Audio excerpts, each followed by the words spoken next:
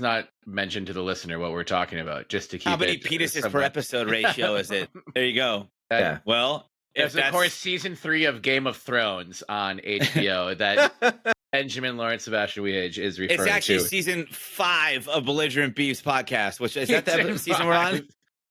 We're close. If we're going by football seasons, this would be season 4. Then we are going by football seasons. Yeah. So this is we're in the middle of season 4 of the Belligerent Beavs So podcast. stay tuned for season 5. Oh.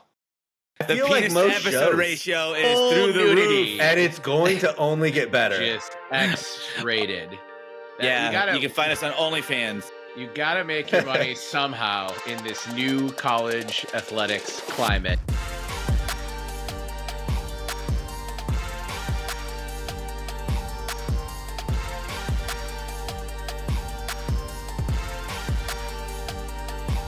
And as we've seen today, which of course is Monday, September 23rd, and there's been a lot of stuff going on social media about today being Benny's birthday. Hey, the only important Happy thing. birthday. The Huge. only important thing Thank you. happening today. That's all we give a shit about. Yeah. Happy birthday, Benny. Thank you. I'm getting to the age now where I have to take a second to think about how old I actually am. Yeah. Do you guys ever do that? Yeah, Yeah. frequently. Get in there. Same. Yeah, I turned 38 today.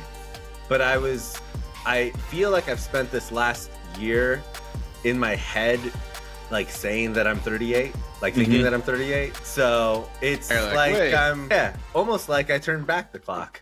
You got Yeah, a free year. You Yeah. just got a free year.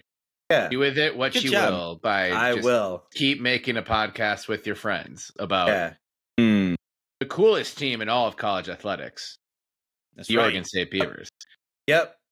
There's That's so right. many other programs lining up to just be associated with us that we are having to turn just all of them away. That is what's happening. That's the Yeah. reasoning for all of this. I'm pretty sure. Many are All right, saying Tulane.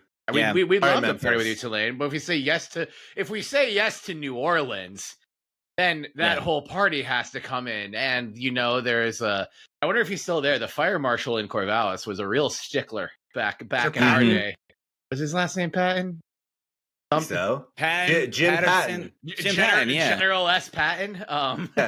yeah, Jim Yeah. Patton. And yeah, I guess it's just it's not to code, but yeah. So It's like when Benny was the gatekeeper to the Pabst house parties, and Josh Tarver, was it Josh Tarver? Who was it? Tried to come in and Josh Tarver and Jack McGillis tried to come in. yeah, you I was like, pulled mm-mm. you pulled the high school feud card Yeah. out. And I was like, Josh, your team beat mine by about 80 points in basketball when we were Yeah. in the 8th grade. I won't And you forget it. didn't you didn't let the clock run out. You just kept on scoring in the fourth quarter. let's be honest. So we would- you're not we would- coming into the PBR house. We would kill for that energy on our men's basketball team Yeah. right now. Yeah. It's true. You would really They might kill have it. for. We might. We'll, year we we'll might see. have it. We'll Yeah. see. I really hope so. But yeah, that would have been great. I don't know that Josh had the chance to do that up 80 in many Oregon State Beaver games, but against you in 8th grade, yeah, that's a little mean. Yeah, it was the Selwood Rockets, man. We Yeah. we were very good until that game. Oh, It that broke sounds us. like a 4th division British soccer team that beats Manchester United in the FA Cup, and then they just they get their day. You know what I'm talking? They have a coordinated celebration to an Adele song, and they cut to some guy crying who's just been waiting to see the Selwood Rockets promoted one time in his 85 years. I love that. It's kind of a cool name. Selwood Rockets, yeah. The Selwood Rockets. Yeah. It's dope. Well, we're here tonight not to just talk about 8th grade basketball beef with former Oregon State basketball players. We're here today to celebrate Benny's birthday. Damn it. Mhm. And also celebrate Oregon State football going 3-1, exactly Let's a little go. bit of revenge. Hell yeah. on the Let's Big go. Ten Big beating what? Big Ten stalwart, Big Ten contender, everyone's pick to win the Big Ten, Purdue Boilermakers. Which, after losing to Notre Dame 66-7, maybe this was a little bit more expected. Oregon State was favored in this game and then took care of business. You can't get mad at a 3-possession win against a P2, P4, P5, whatever team. That's a rule. That's a law. I'm really happy with this one too because it kind of feels like we're full circle a bit. We started this show in May of 2021, but the first big football game, the first football game at all, when we were potting, was that game at Purdue in West Lafayette that Benny and I were lucky enough to go to, and we didn't know what the hell we were doing. We also hadn't seen an Oregon State winning season in a long time, but we got lucky, and that was like the first time we met listeners in the wild, and they're like, "Yeah, I love the show, man. Keep it up." And we're like, "Thanks." Yeah, cool story. And here we are. And we're still doing it. 159 episodes later. So I'm glad we got a little bit of revenge against Purdue because I still think we should have won that game in West Lafayette. Benny and I won that weekend in West Lafayette. We did win the weekend. The weekend was won by Oregon State. Especially us two. Through me and Terry. Good friend of the pod, Aaron Balake, who is not an Oregon State grad, but in U grad from Bloomington, Indiana. So loves the Beavs as his second team, but especially when we're playing the Purdue Boilermakers. So he was very happy on Saturday as well. That's right. Yeah, we made them kind of look silly, which is, we'll get into this after the beer segment, but the Tom Collins segment. I do not have a Tom Collins mixed tonight. That spread was shrinking throughout the week. That was interesting to see. And then Oregon State won by more than what the original spread was. They covered quite a bit, which was cool to see. Hit the over. And hit the over. Yeah. Man, there was a point where I thought maybe I'll be right with the under. Maybe I'll hit that 18-7. Did you bet on the under? No, but remember during our Better Bail. Yeah. Oh, yeah. Yeah. Just the segment we do every week. Yeah, of course. Yeah. Don't you remember it? Chestnut. Yes, I have the notes right here in my chicken scratch handwriting. Look at all that. Wow. Notes of a madman. Let's go over that and then maybe go into the Tom Collins segment because I'm really interested. I think I picked the over. You did. Yeah. Oh, damn it. You did. You stuck with the over. Haven't been adding when we've done bet or bail. Haven't been making a note when people bail and change it, but I do remember. Well, I know what I bailed. Yeah, I didn't want to bail, but then I bailed to say that it would be half of the over under, and that like it was 50 or something. Yeah, so I said that it was going to be half that, and then I said I think somebody threw out that I was going to guess then 17-8 Beavs, and I said no, 18-7. And then what was it after the first two touchdowns? I was it was 17-7, I think, right? Yeah. Well, no, but it was also 14-0, and I'm like, well, all I need is two safeties and for us to give a touchdown. Yeah. And I would not have been surprised how that early game was going if that did end up being the case. Yeah, no kidding. After Zacchaeus Ios's pick 6, I was like, well, anything can happen in this game. Jesus. But yeah, so Betty, you're the only one you bet on your original, which was 31-21. So you got the over and the spread. I bet on my original, which was 31-16. So I bet the Beavs against the spread. Also just under, so I would have lost that. JP, you would have covered the spread, but pretty far under with 18 point differential. I would have been the closest at plus 15. It was 31-21 until 2 minutes left to go in the fourth quarter, for the record. That is true. Yeah. You were very close to being exactly right. That's true. So, hell yeah. Anthony Hankerson would have somersaulted before. Who knows? Somersaulted out of bounds just to preserve so that there's no way that Purdue could return the kick for a touchdown. And you got to keep the ball. Wait, it's like, do you remember who did that? Someone for the Rams did that. Someone for the Rams. I'm thinking specifically of Brian. Or was it Chargers? Brian Westbrook for the Eagles did that one year during what was the fantasy championship weekend.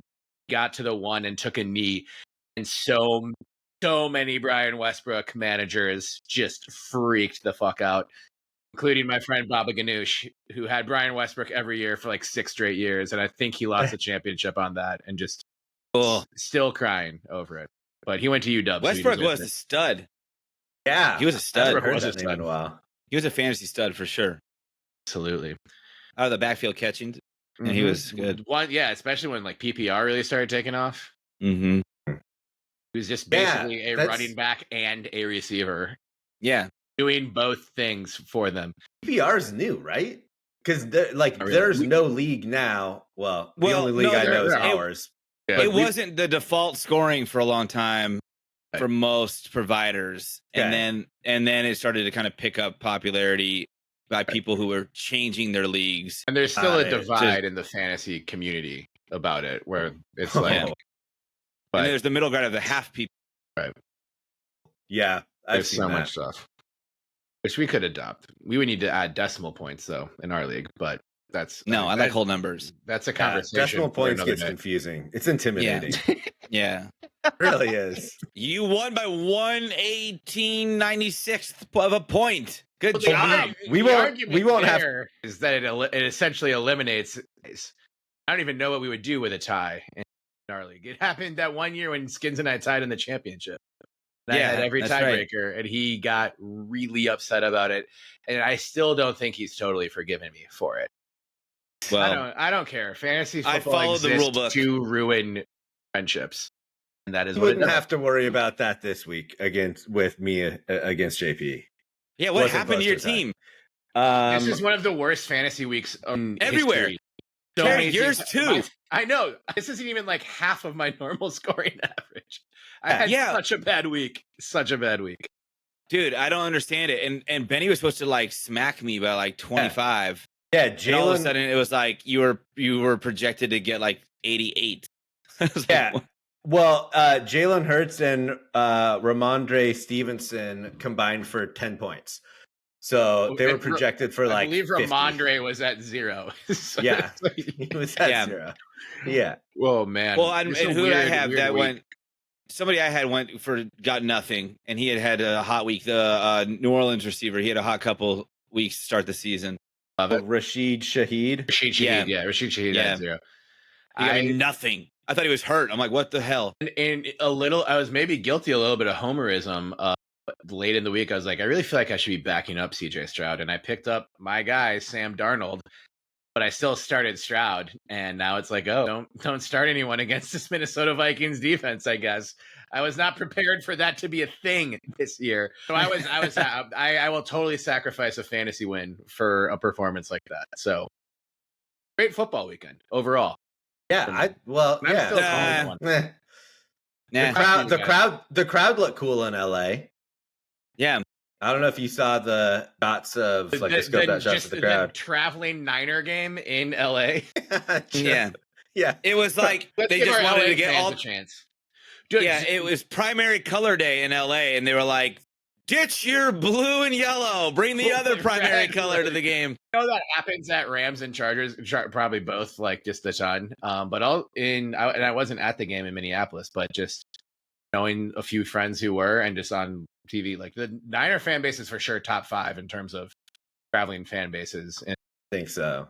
Like anytime Niners are playing anywhere, you're going to see that red in the stadium. But when it's the Rams, it's probably, that's one of the few times where the road team is probably up 60-40, 65-35 in another team's stadium. That's gotta be devastating. Not that we're an NFL podcast, but JP, have you ever been to Niners Raiders game? The Niners haven't played in Oakland yet, right? In Vegas? I'm sorry, in Las Vegas. They did for preseason. Okay. Oh, yeah, this year, right? Yeah, this year they did. I think that was the second time. They definitely did this year. I want to go down for a regular season game and just be a fly on the wall. I think the NFL avoids scheduling those games, but maybe it's not as hostile these days. I think it's not as hostile these days because it's not like there's a ton of like diehard Raider fans in Vegas. They do have them. Don't get me wrong, but like it's not the same as Oakland. Yeah, and then the feud isn't the same because it carries less weight. Not like the NFL has any goodwill in the like fan safety category to waste. Like it's not like they have a history of caring about things like that, whether it be fans. Well, they did or protecting. They did players. stop.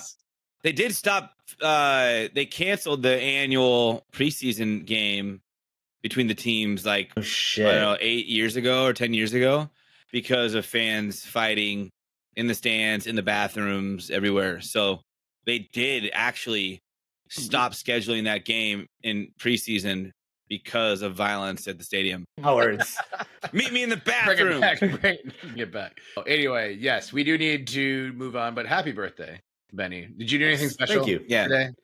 I know it's a Monday and work and everything, but Yeah, over did you the treat weekend. yourself at all? Yeah, there's this nursery that's, I don't know, 15 minutes away from our house, and it's like it's amazing. And so we went there, and Yuri, whenever she goes with me, which isn't often, but when she does, she's like, all right, you have your 2 or 3 plants. That is enough. And this nursery is definitely more expensive than like a Home Depot or Lowe's, but it's like you get what you pay for. And so I loaded up on plants, like loaded up way too much on plants. And Yuri didn't bat an eye. She was just It was like, like all right, I like those. Fucking Biting her tongue. Lorax in Yeah. your trunk on the way home. Just It all was the crazy. all the truffle trees. It was amazing. Yeah. Nice. Then we That's planted good. them, and yeah, it was awesome. It was a great Fuck weekend. Yeah. Oh yeah. Yeah. Well, happy birthday. Good. Happy Thanks. birthday. You Thank look you. amazing. Thank you. You You sound look amazing for amazing. repeating 38. Yeah. You've been That's 38 That's so many amazing. times. Yeah. I know. It's a great number. 38 It's a great squared. age. Yeah. Squared. What is that? 38 No, I times. don't We're just not going to I do thought that. it was like 69. Okay. 38 14. times 38 is 1444. That's actually kind of a cool number. kind of 44. Yeah. Yeah. 1738. What's that? I was going to ask JP Oh. to play Fetty Wap, but I'm still a little spooked off of Yeah, let's getting banned from Play it YouTube, which straight. even though I'm pretty sure it was just Duck fans being dicks. never But know. we'll bring 5 seconds back to the show sometime in the future. Yeah. Yeah. And Let's be careful, move Duck on. fans that have been fans for more than 2 years get mad about us talking about them, but still tune into our podcast like- on YouTube.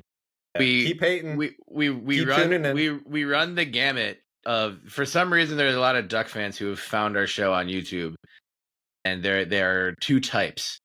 There is one fraudulently reports us to YouTube to get our show canceled, and it doesn't work. Trust me, we've got people high up at YouTube. Yeah. They repealed that Yeah. shit quick. And secondly, the Duck fans who listen and then say, admittedly, I'm a Duck fan, but this is a great show. Keep up the great work, you guys. And now we're like, Mhm. well, now that you said something nice, I can't like threaten to kill you. We're still fucking you, man, but I appreciate that. So, but yeah, we appreciate all of the love and the positivity, and anyone can listen. You know, we're for everyone.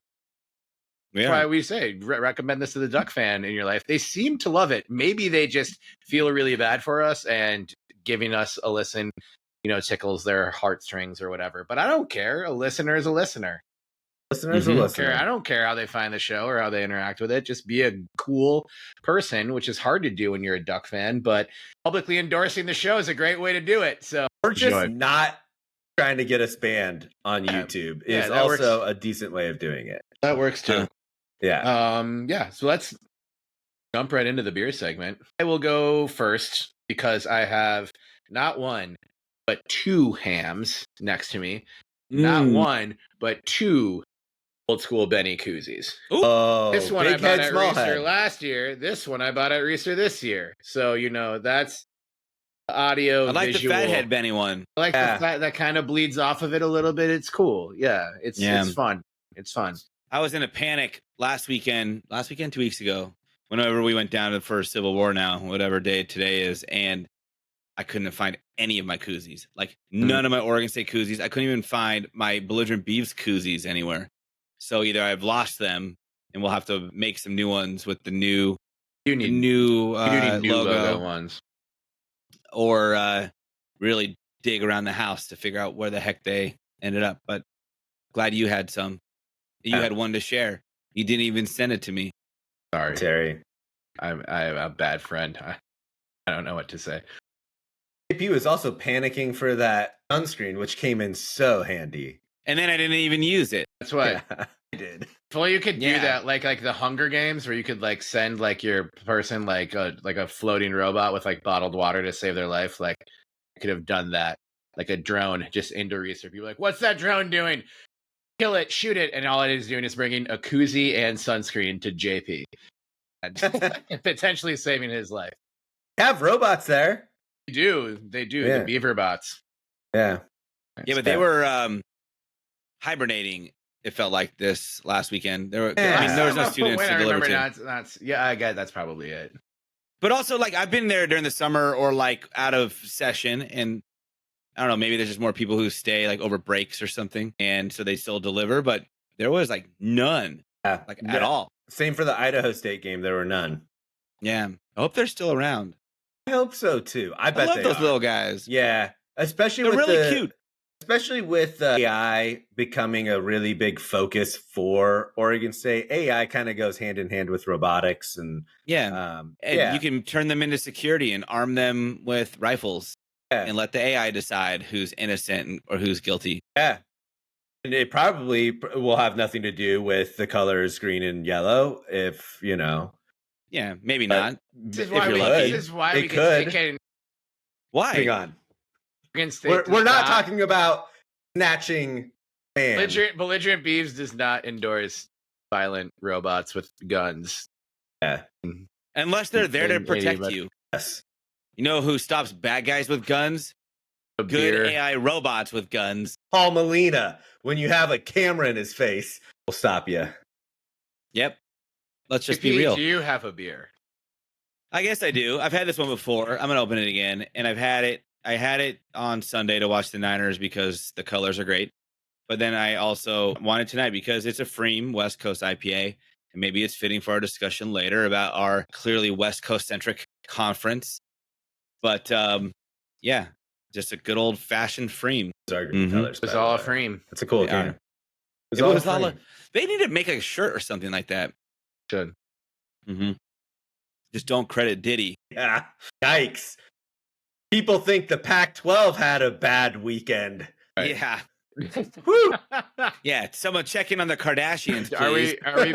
Are we mentioning Diddy just to get the hits of all of the news surrounding Diddy? Is this another Kendrick Lamar Super Bowl? Wait. Yeah. I don't know if I know the Kardashians part of this.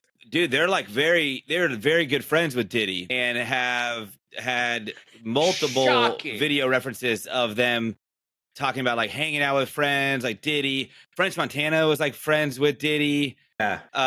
Like Kris Jenner, but like there's people speculating that she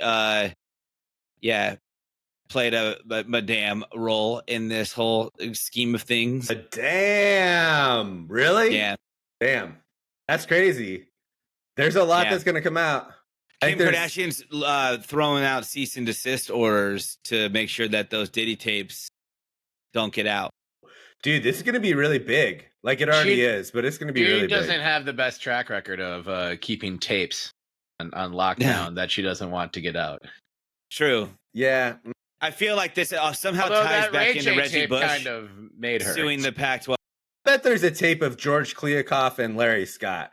I bet there is. With Diddy. I hope there is. With Diddy? Yeah, probably. Yeah. Shirtless while Diddy sings happy birthday to them. I saw there was a French Montana video like that. Really? It was literally I don't know how no one saw that to be weird before, but it was literally like a video of French Montana sitting at Diddy's like dining room table. Yes. Like shirtless. Yeah. And Diddy's like singing happy birthday to just him. I didn't listen to the audio. I just saw French Montana sitting at Diddy's table without a shirt on, and it said something about Diddy, and I was like, I'll keep doom scrolling. Yeah. Good idea. It must get worse than this. Come on, let me find it. And it does. That's for later. Do you have anything beyond your 1,000 of new plants you bought this weekend? Oh, just a big thing of water. Yeah. Hell of a vice. Oh, but I did, and I'll smoke it later because I smoked an episode recently and it did not turn out well. But I have au contraire. I think you've been on a says you recently. Just anxiety riddled the whole time. A new strain. Okay, highly recommend it. It's called Pennywise. You'll Float 2. Ooh. It is called Pennywise, and it is so mellow. I honestly contemplating smoking it tonight because it is very mellow. The tone shift when you hit the You'll Float 2. You'll Float 2. You're a great spokesperson, Benny. Well, okay, since you outside of recommending a strain, pick one scary movie to recommend to people as we're encroaching on spooky season. Spooky, man, that is okay. I don't think I'll have a lot of people that agree with me on this, but Jeepers Creepers is the movie that probably scared me the most. I'm not a scary movie person, but it still scares me. Like I'll randomly think of that fucking thing. Yeah, just be on edge instantly. If it's the middle of the day, I'm like just gaining so much speed on the car in his I don't even know what kind of truck he had, but it was like a nice carrier truck or something. It's run down, and that is scary. That scene, for whatever reason, scares me a lot. That fucking song too. Jeepers, creepers, where'd you get the Yeah. We just recently watched, by the way, we watched Long Legs with Nicolas Cage. It's a new movie. I heard it's good. It was good. Yeah, it was good. It was actually Nicolas Cage was really good in it because it was so far from anything I feel like he's done that I've at least known that he had done. It was just a weird horror movie. We also watched Cuckoo, which was interesting and a little bit more old school horror movie, but I didn't. I was jumpy. No, but more like slasher. Oh, and it was okay, but I don't know if they pulled it off as well as they thought. But if anyone's got some good horror movies that have been out in the last 2 years, shoot them my way. Yeah, I definitely. And then just tell me about them. All about it when I don't watch them. No, I'll watch them. Sam's big on horror movies, so maybe she can force me. They don't scare me anymore. I swear, I like getting scared in a movie, but they just don't scare me anymore. And it's a kind of disappointment, but it's also kind of well, now I can really just stare at the screen and watch the entire thing and absorb all of the chaos and horror and not worry about closing my eyes or jumping out of my seat. Not me, man. I still get so scared. The jump scares, that's only gotten worse with age. See, mine's gotten better. I just almost giggle now. I'm like, oh, that was good. That was good. Yeah. Anyway, well, a certain horror movie watched by I messed that up. It's okay. Purdue fans trying to watch their passing offense gain any yards against Oregon State this last weekend was a fucking horror movie for them. That's right. Nailed it. Nice job. Is holding an opposing passing offense to 56 yards in year of our Lord 2024 good? Because especially that is kind of what we needed. I know Purdue had just gotten boat raced by Notre Dame, but just after the our own horror show against Oregon the week before, seeing our defense play like that, I know they got gashed in the run game a little bit, but it was kind of always with the game pretty well in control. I want to talk about the defense first, if y'all don't mind, starting with that play by Zakiya Saez, which was just incredible. If you haven't seen him in the media availability talking about it, good. His mind was wait, how is the ball in my hands here? But his legs were moving, so he got into the end zone. But yeah, I feel I was a little bit nervous going into the game because I think Purdue really needed to win as well. That pick six happened. It was just all right, I'm relaxed. This is good. This is good. I think despite there's a couple texts I fired off, but overall, I think that's the most relaxed I've been during a Beaver game in a long time. There was a moment though I thought you were going deep off the rails. There was the beginning. It did feel there's one big decision making thing that I have an issue with in regards to when to kick field goals. But other than that, that's right. That's the one thing, and I'm still kind of annoyed by it. But I can putting that on the back burner because there's a lot that I'm happy about. That's fair. Yeah. But also, by the way, we need a cheers to Benny in his birthday. Benny his birthday. Yeah, thanks. Salud. Oh, I was gonna say, I appreciate it. I didn't remember Terry having a beer. Did you even tell us what the beer was? I know you talked about the koozie. I'm just drinking hams. This is a ham. You got 2 hams. Okay, nice. With the realignment bullshit 2 we're talking about hams later. and 2 hands. 2 hams and 2 hands and 2 koozies. Maybe 2 more teams will join our conference at some point, but maybe as we record this, maybe as we're talking, we might. I normally never check Twitter while we're recording. I might have to break that rule tonight. But cheers to you. Happy birthday, man. We got Thanks. one. We got one. Thank you. Yeah, we did. We need 2. And who the fuck needs New Orleans when you have Logan, Utah? May I say? I smoked pot with Logan, Utah.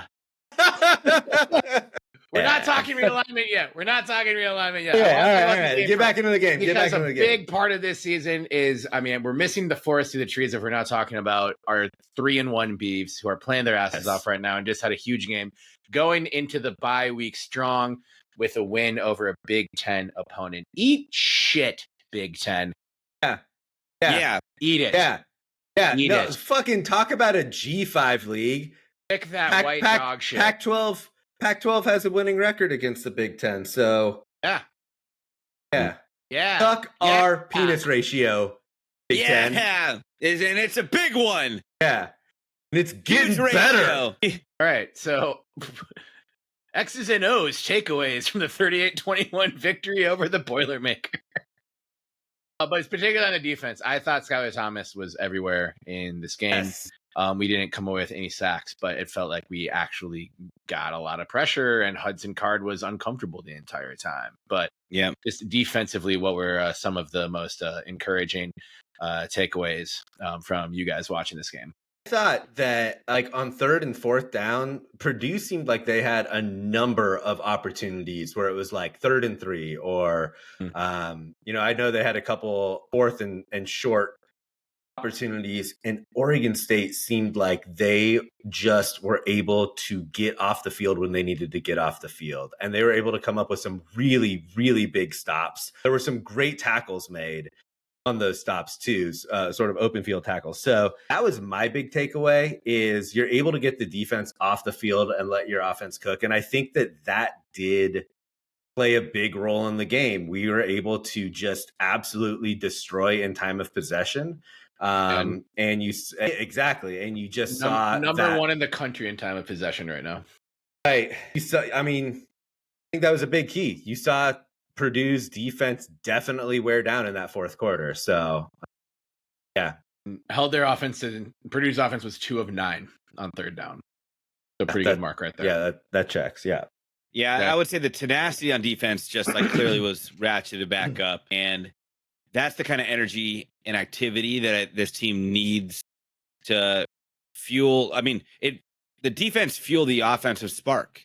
It was stalling to start the game, and it felt like defense had their stuff back, like they had their swagger back. It looked like they were ready to make some big plays, play some like tough-nosed football. And then when the offense just wasn't moving, I would at least was thinking like, well, here we go. Like the defense is going to be balling out, but they're going to get exhausted, or they're going to get frustrated that every time they bail out the offense doesn't come back to deliver. And obviously the offense did hold up their end of the bargain as the game went on. But early on, it was like, well, here we go, taking things into our own hands, getting points on the board from the defensive side of the ball, like making sure that field position is good, not letting Purdue move the ball downfield, and just like flying all over the place.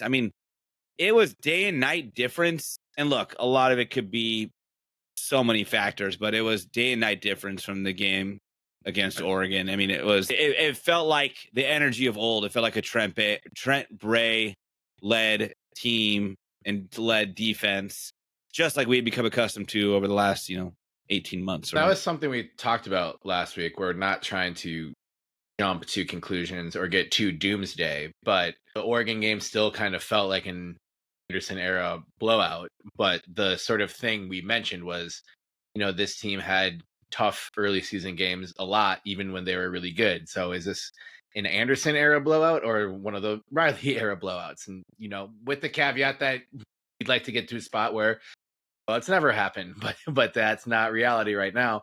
But it did feel like, one of those Riley teams where it was just kind of like, it's frustrating that you need to get punched in the eye to figure it out, but they still figured it out. And they showed a lot of fortitude and was like, oh yeah, we actually really do know how to play football. We're a good tackling team. Betty, I'm glad you mentioned that, because that was one of the things that really frustrated me during the Oregon game. It's just like all of a sudden we don't know how to tackle. Like that's something we haven't worried about since Bray was promoted to defensive coordinator during season 1 of the Belligerent Beavs, which I'm pretty sure he uses at mile marker as well. So yeah, I think just from everyone who was on the defense flying around, we did get healthier this game. I think the Oregon game would have been much different, but like it's still, we were clearly a healthier football team and a more confident team.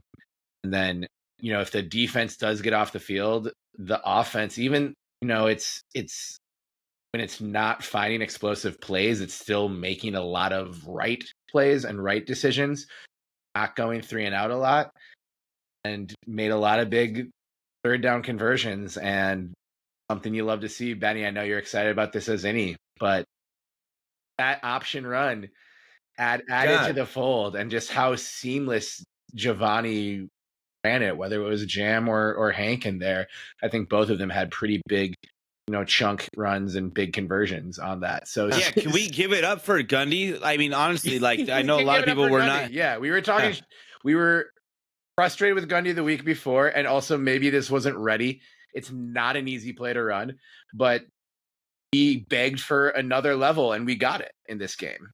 Well, and that the way that they ran that play, the speed option is difficult to run in general, but holding onto the ball and forcing a defender. And at some points, I felt like it was a defensive back, like the corner he was forcing to make a decision, and he tossed the ball late on at least 2 of them. And being able to do that, and both Jam and Hank being ready to get the ball late, I thought was incredible. I feel like a lot of those late tosses on speed options result in fumbles or a running back getting absolutely lit up, and neither of those happened. Yeah. I think that's a good point. And also, it is always good to remind ourselves that this team has essentially been trying to operate within this new offense for less than 6 months, and there are going to be new wrinkles that are going to be incorporated. I think we all, looking back retroactively, like unfairly assumed that the playbook would be ready to roll by the game against Oregon. And then not, but maybe by necessity, not because of timelines, but then it just became the timeline. And when it wasn't opened up and we didn't see much change from those first 2 games, people were getting concerned. And even the first couple of drives this last weekend, it was kind of like, are we trying to do anything different? So to see him do that, I think he was kind of like, well, what can I lose? Either they trial by fire, either they pull it off or they don't. But right now we needed something.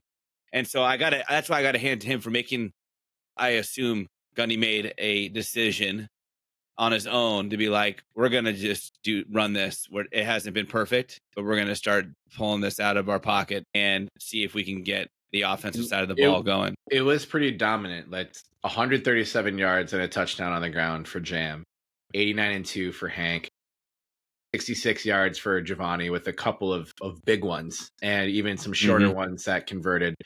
And then another 45 yards and a sick jet sweep to Zach Card, who I think we're all ready to see get the ball a little bit more.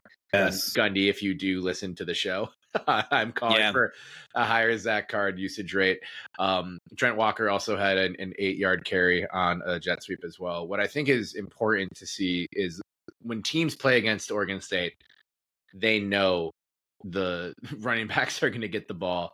And outside of Oregon, they've been difficult to stop right now. Griffin is number 17 in the country with 413 yards on the season. Hankerson is 26 with 372. No other school has two running backs in the top 26. It's, some schools who do have 2 members, it's, their quarterback. I think Arkansas with Boise State quarterback. Taylor Green. Notre Dame with Riley Leonard's got a lot of rushing yards. I forgot the name, Taylor Green. He had a lot of rushing yards against us. But yeah, so it was a dominant performance in that game, and I loved the different creative ways that they manufactured yards and even got the passing game going a little bit. I want to lead into, because even though it was pretty much just one drive where we saw this, but the presence of Darius Clemens is making me believe that there is another level and a reachable level for this passing offense. He was getting open, obviously still shaking some of the cobwebs off in his first game of the season, but we might have a playmaker at the wide receiver position, like a real playmaker. I think he ended the game with 35 yards, 37 yards, something like that. All on that one drive, 3 catches. But those, I think, are the most important 35 plus yards of the season. And here's why. So you have Giovanni McCoy, we knew he could run, but he really showcased that against Purdue, right? Hank and Jam are doing their thing.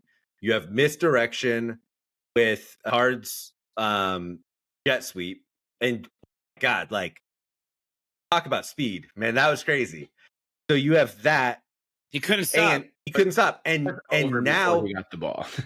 So if you have all that misdirection, if I'm Colorado State's defensive coordinator, I'm probably not able to sleep at night. That's going to be tough to stop. And now you add Darius Clemens, I texted you guys this, that you all know that I'm a star boy. He's showing off why he had so many stars. Star boy Benny. His ability to get open was incredible. And I feel like that's what our receivers so far into the season have struggled with to some degree. They're fast, but they haven't always been able to get open. Or open enough that gives Giovanni, enough time to make a decision if they're gonna be able to make a play. Right. But Clemens seemed to find these pockets of space where he was wide open, and I just thought you could tell that there's something there that I haven't seen in an Oregon State receiver in a while.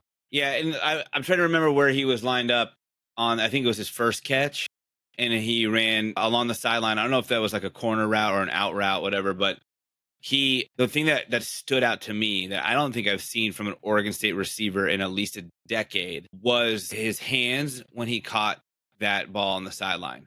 And it'll be hard to explain over audio, but if you're watching us, he turned. He knew it was a sideline play, but he turned to the quarterback with his hands open, facing the quarterback to catch the ball above his head, which to me gives him the body positioning to still tuck and run, even if it's this out where he's supposed to be hit along the sideline. Whereas what we normally see is almost an over the shoulder to fall out of bounds, right? Okay. And I think it's just a difference of hands. It's a difference of awareness where you are on the field and positioning against your defense, your defender at least. And so when I saw him catch that like that, it was like watching like a highlight on Red Zone for the days, like touchdown catches, like where you see somebody sitting in the back pylon. Then they show a guy catch the ball like at the goal line or in the end zone. I mean, it was like NFL-esque level hands and positioning to make that first catch. I don't know all of the exact measurables, but just looking at him, he clearly has a rare catch radius that most receivers don't have. And that allows the quarterback to put the ball in so many different places. It's just like, man, if it clicks, and it felt like it was getting close against Purdue. I don't think we can say it fully clicked because he only got 3 catches, but he didn't get a lot of targets. But if it can start clicking where that passing game can rely on him to a point where defenses are going to have to build a game plan around Clemens. I mean, Hank and Jam are in the top 26, and every team we've played knows that we're going to run the ball on almost every single play, it feels like. So if you can force them to focus somewhere else, I mean, that's only going to open up opportunities for Jam and Hank. Absolutely. Yeah. And we'll get a couple more chances coming up. I think, we have some defenses on the schedule that will allow Gundy to keep opening it up more. Of course, they have a bye week this week, which is maybe good timing. It's always hard to tell. I feel like it's early in the year. Great timing.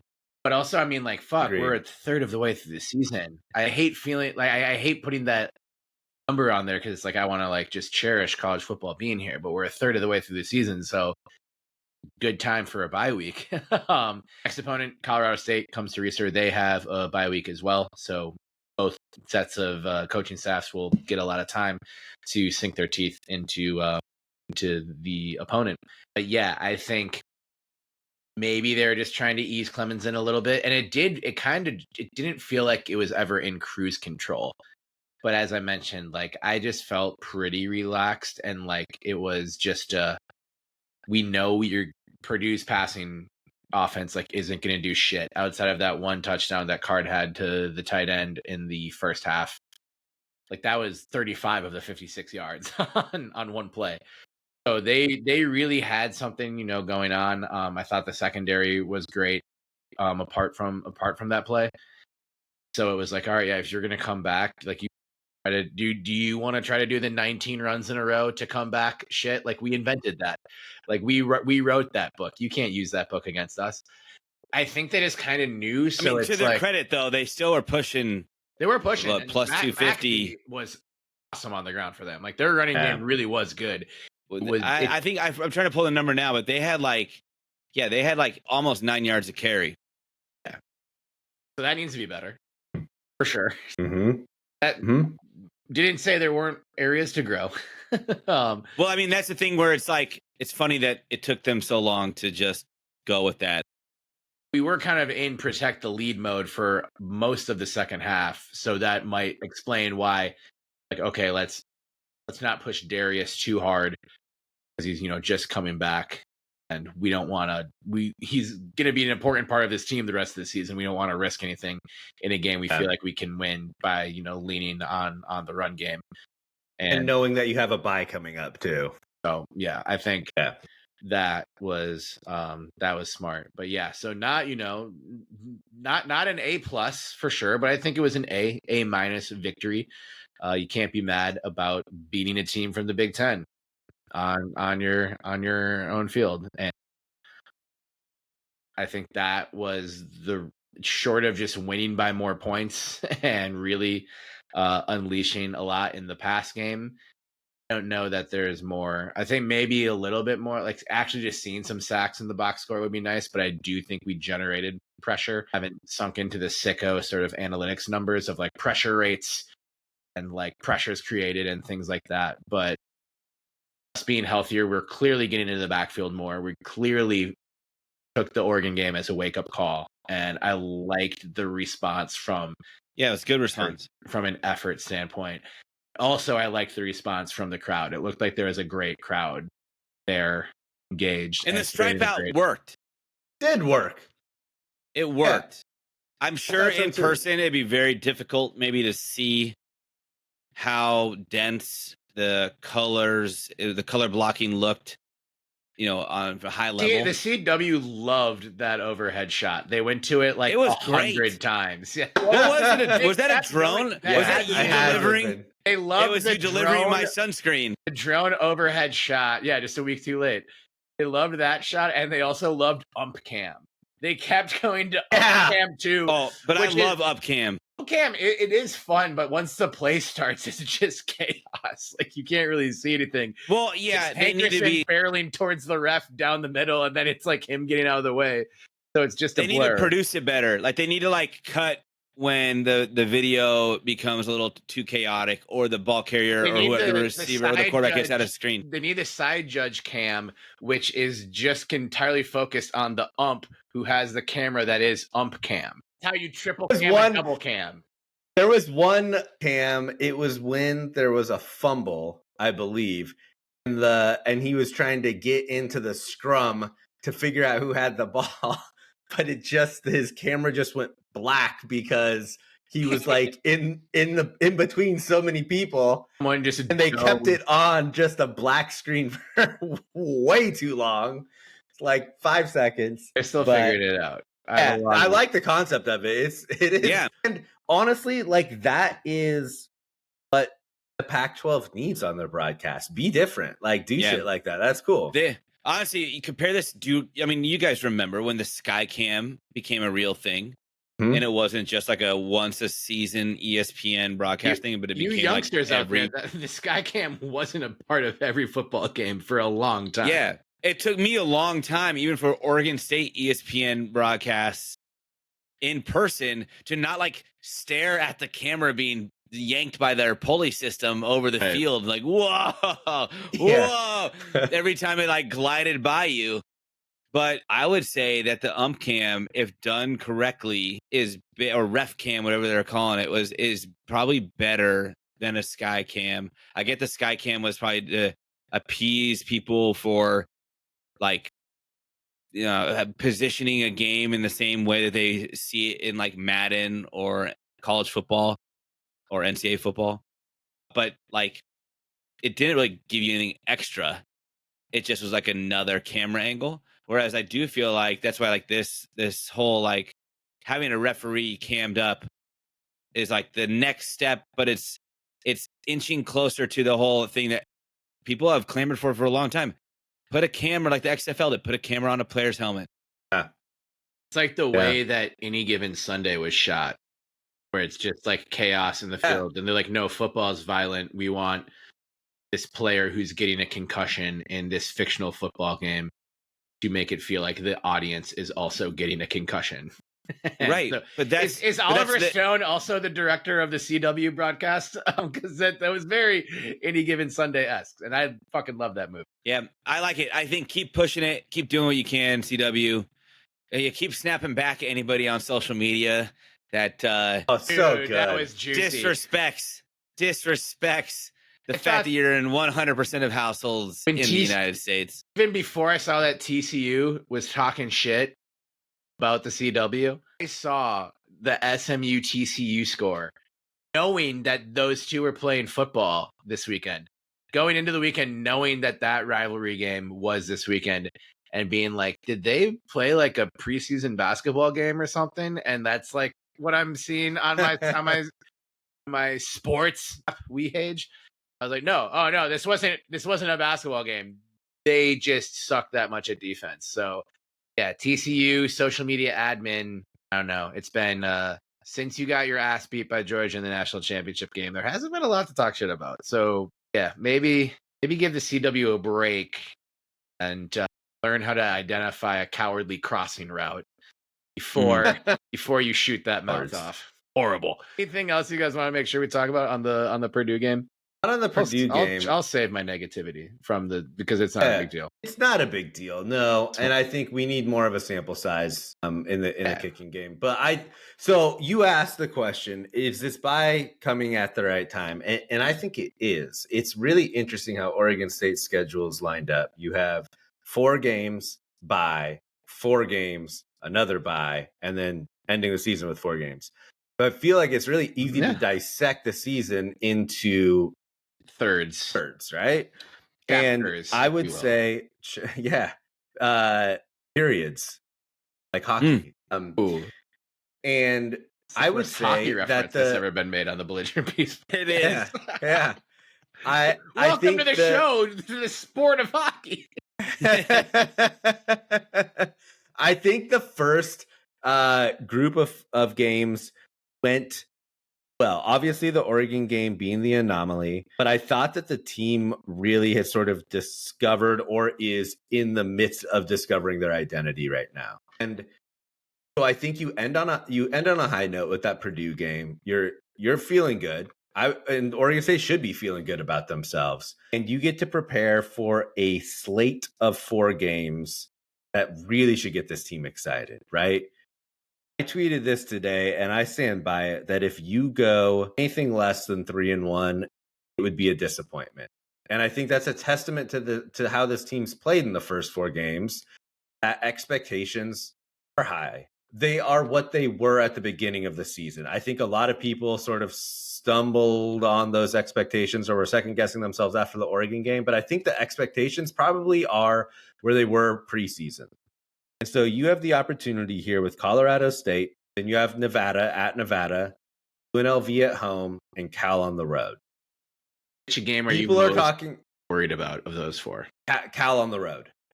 People mention UNLV, and I think UNLV has a great team, and they've been building something special down there. But Oregon State is, don't quote me on this, 18-4 at Reser since the beginning of the 2021 season. Yeah, Sound right? Or now 19. 19. I thought it was 18-3 going into the Oregon game. I thought it 69-0. That sounds right. Regardless, my point being, Oregon State plays very well at home. And if you take care of business against Colorado State and Nevada, if we lose one of those two games, that will be incredibly disappointing. So just hypothetically, you take care of business and you go into that UNLV game and you're 5-1. Reser is going to be rocking. And if you can pull off that game, I know this is playing hypothetical far down the road. This may not go down the way that I think. But if you win that game and you're 6-1, dude, like, who knows what happens after that? That's when shit will get really exciting, or could get really exciting. And you have the opportunity, a very realistic opportunity to do that. So yes, I think the bye's coming at the right time. Yeah. What I want to see is if we're bringing in other wrinkles to the offense, and it seems to be that way, still need to see more involvement beyond the wide receivers and some of the backs in the passing game. What I do love is still watching the ascension of Vonnie's running ability.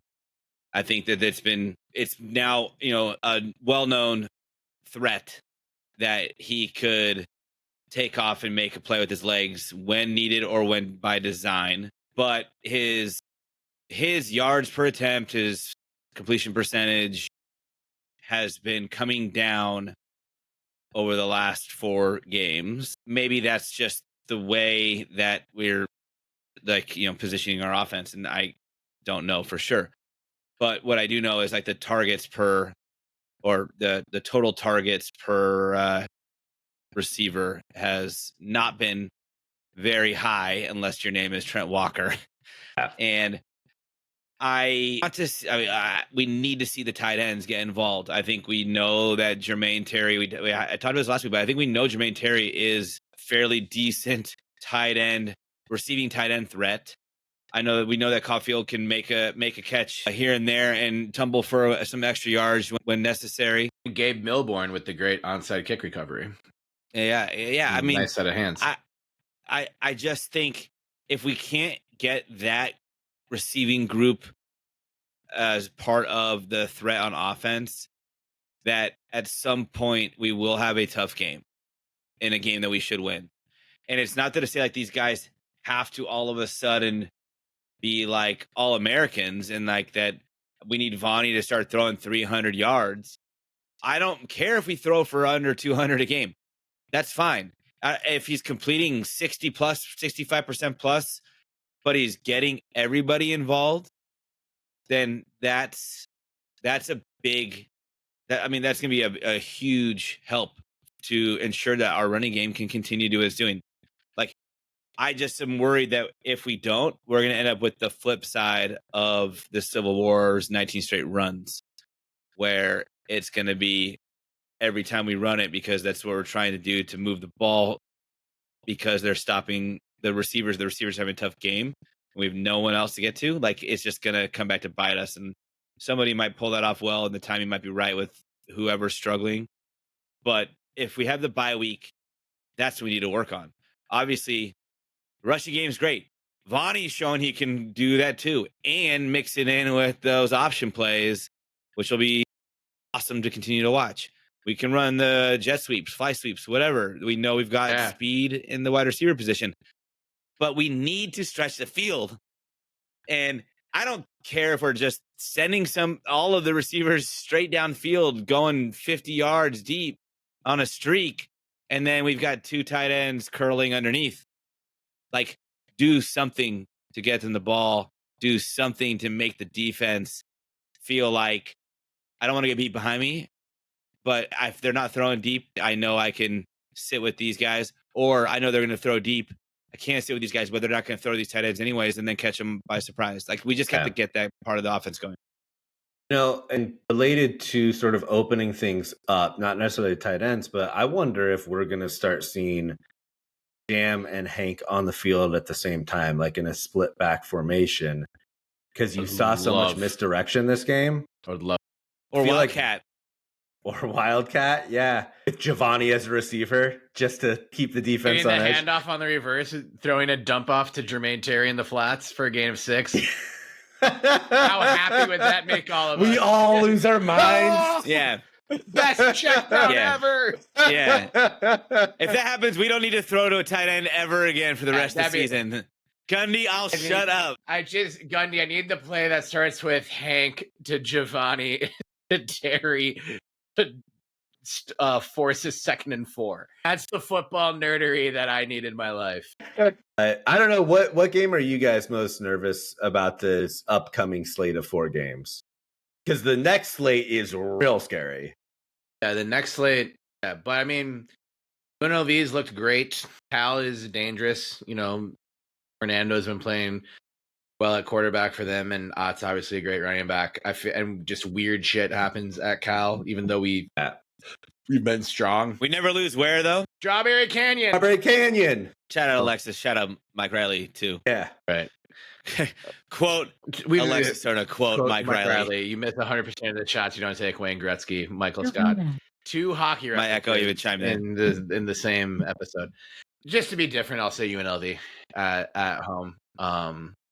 Seeing what they do over the next few weeks, like if they're still having a really impressive season. I think they had a bye this last week, so I think they're just after coming off that win against Kansas, right? They're 3-0, I believe, right?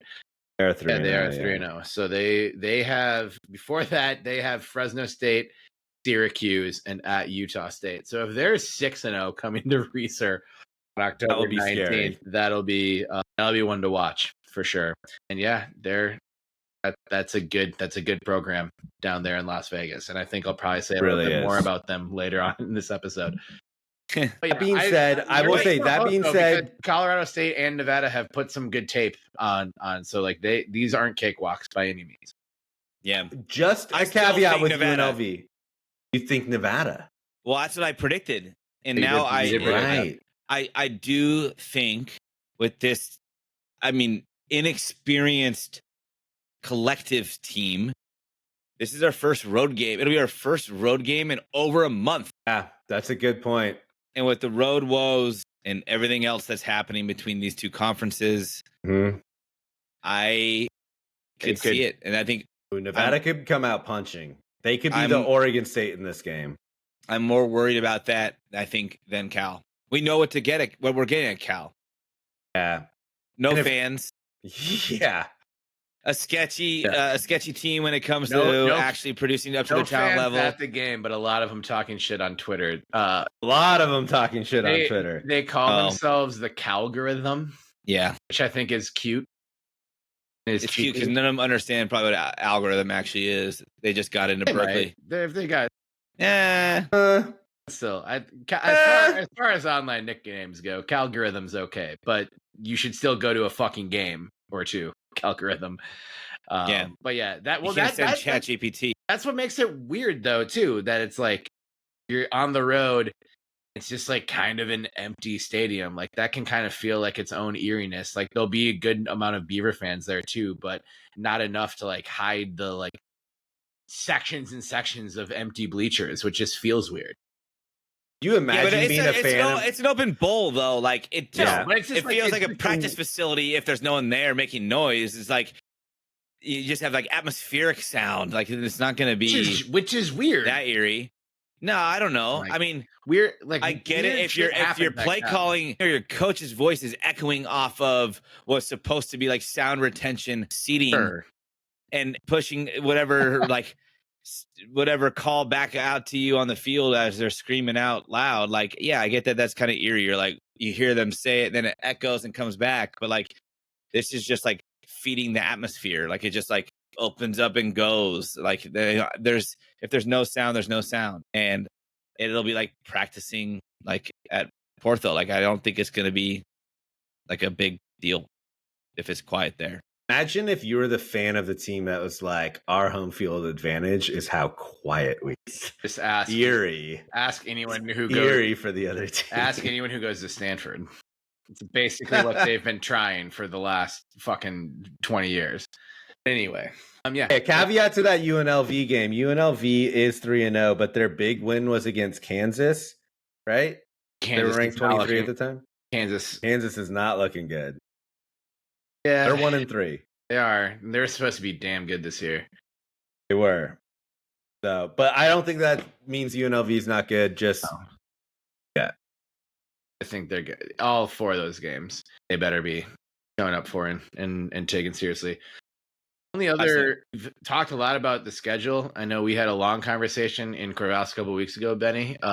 This will kind of feed into the realignment news. It's kind of gotten lost now in the most recent realignment news, but people are curious about the 2025 Oregon State football schedule, and officially added to that schedule is a home game at Reser against an active member of the ACC for the first time in history.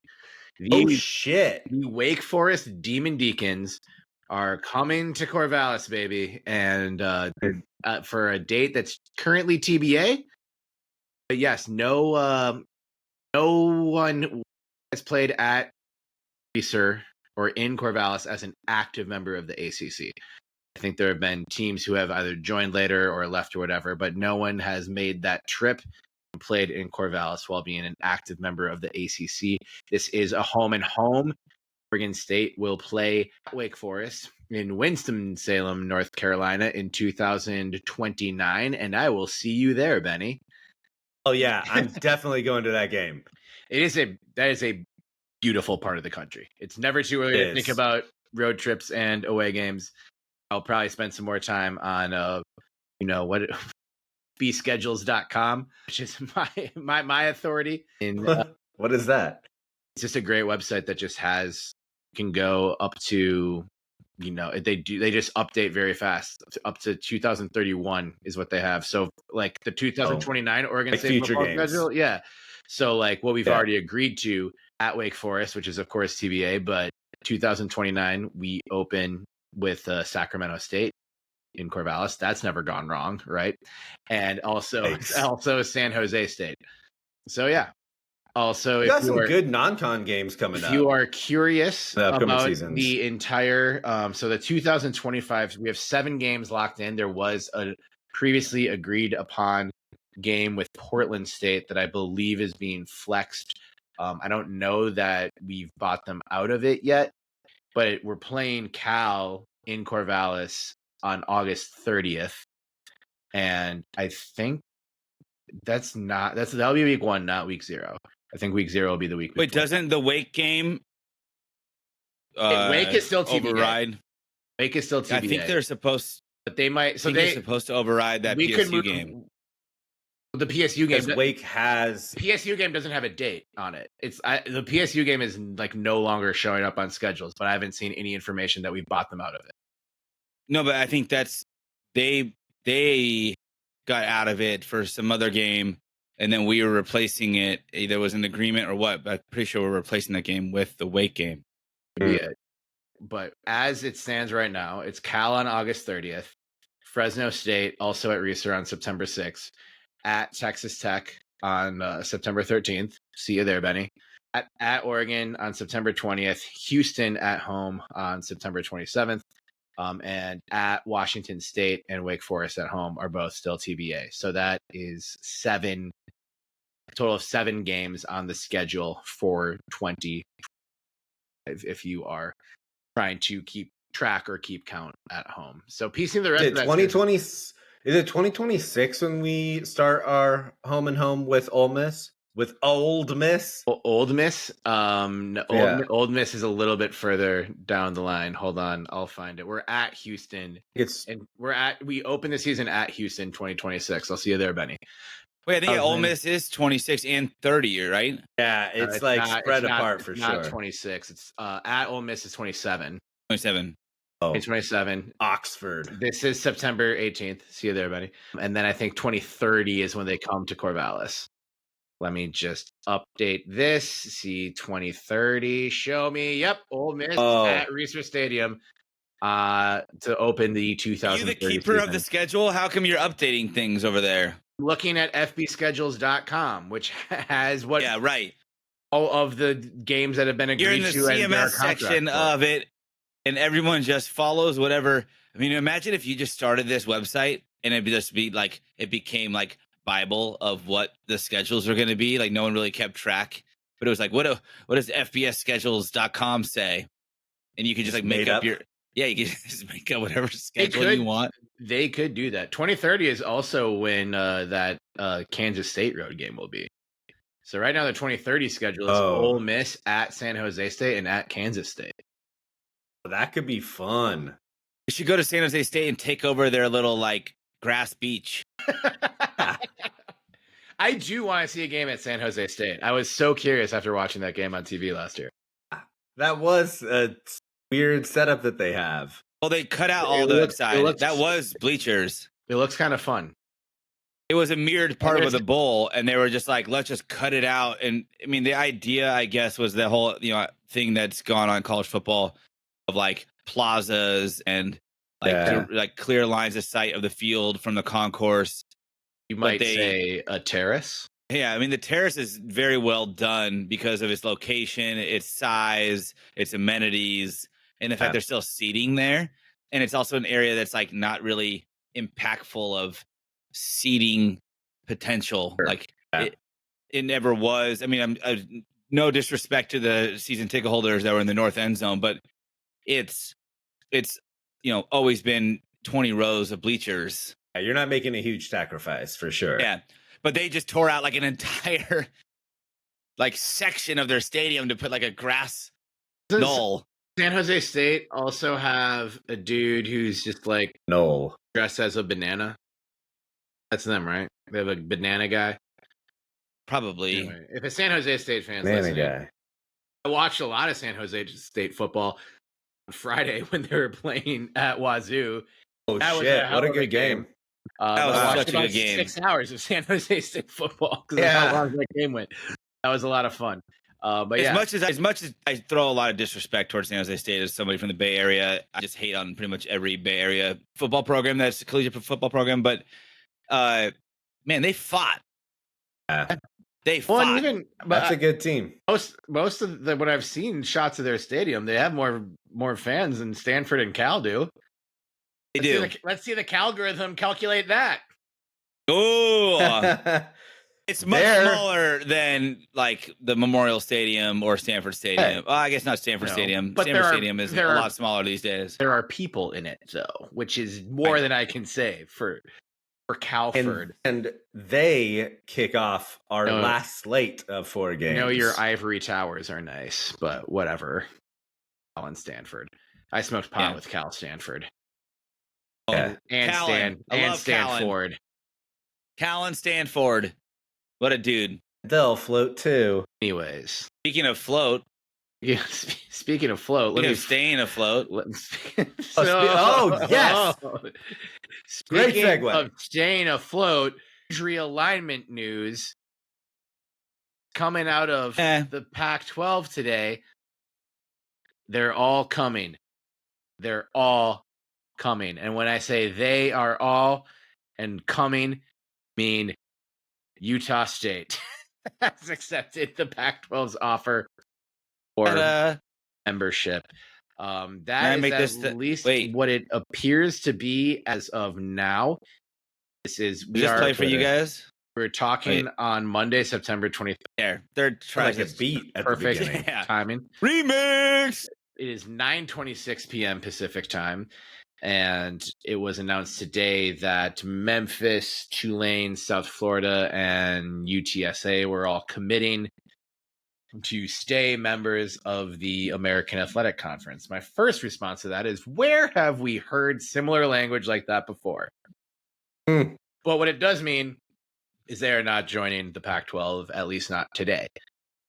UNLV, a name that has been thrown out. I don't know what was in the water today that made Benny's birthday like conference realignment decision day, but a couple people started tweeting, decisions imminent, happening now. And so now everyone's reacting. There are about 9 different Oregon State Twitter spaces going on. I didn't click into any of them because I just I don't want to subscribe to this like total doomsday shit. Like even Brett McMurphy from Action Network incorrectly reported that Gonzaga to the Pac-12 as a non-football member was a done deal.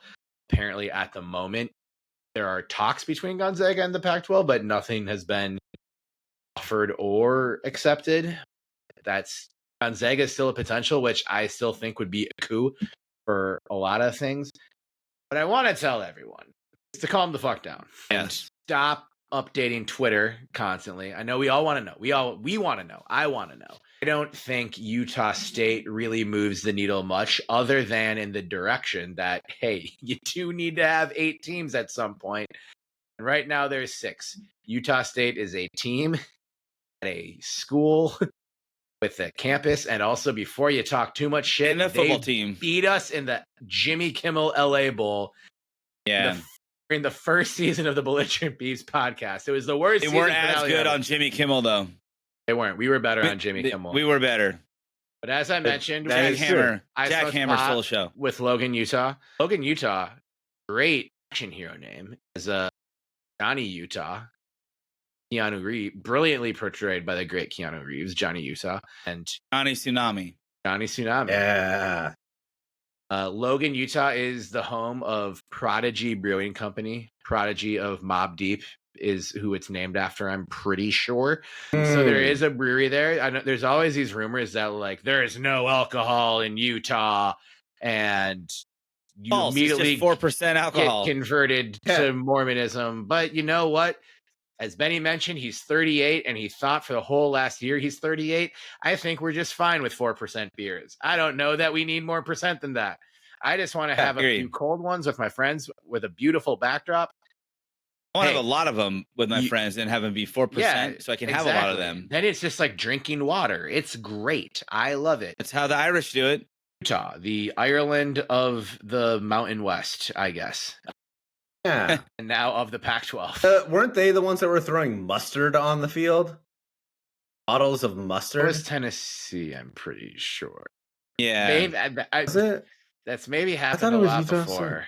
Utah State definitely got in trouble for throwing shit at Utah State put their student section behind the opposing team's bench. So that's like Utah State, sneaky good basketball school, good at a lot of Olympic sports.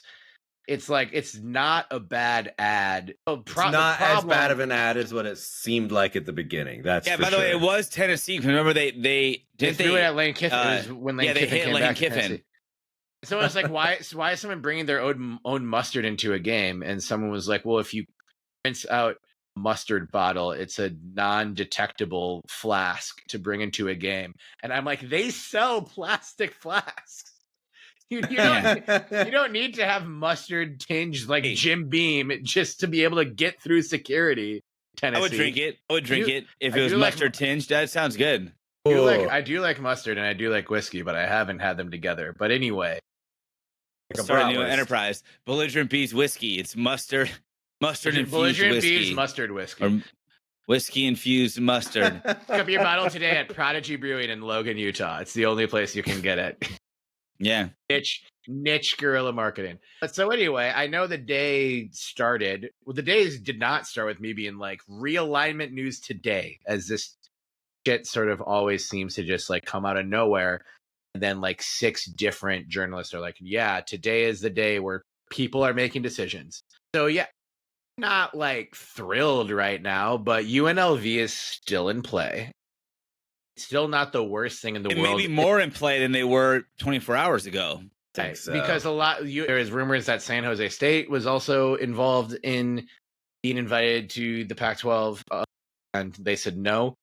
But teams have reaffirmed their commitment to the Mountain West. That's all. That's all verbal. Shit. They haven't all signed verbal. anything. And every single one, At least UNLV hasn't signed anything. every single former member of the Pac-12 besides USC and UCLA reaffirmed their commitment to the Pac-12 multiple times.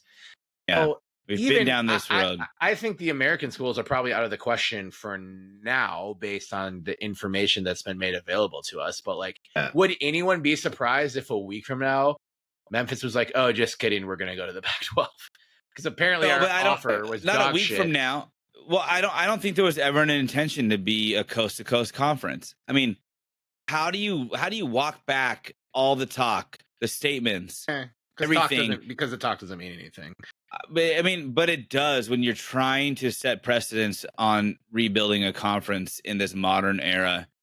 It hasn't happened where anything has survived a death blow. If anything, they have had reorganizations. They've had new conferences that have brought in clusters of other abandoned conferences.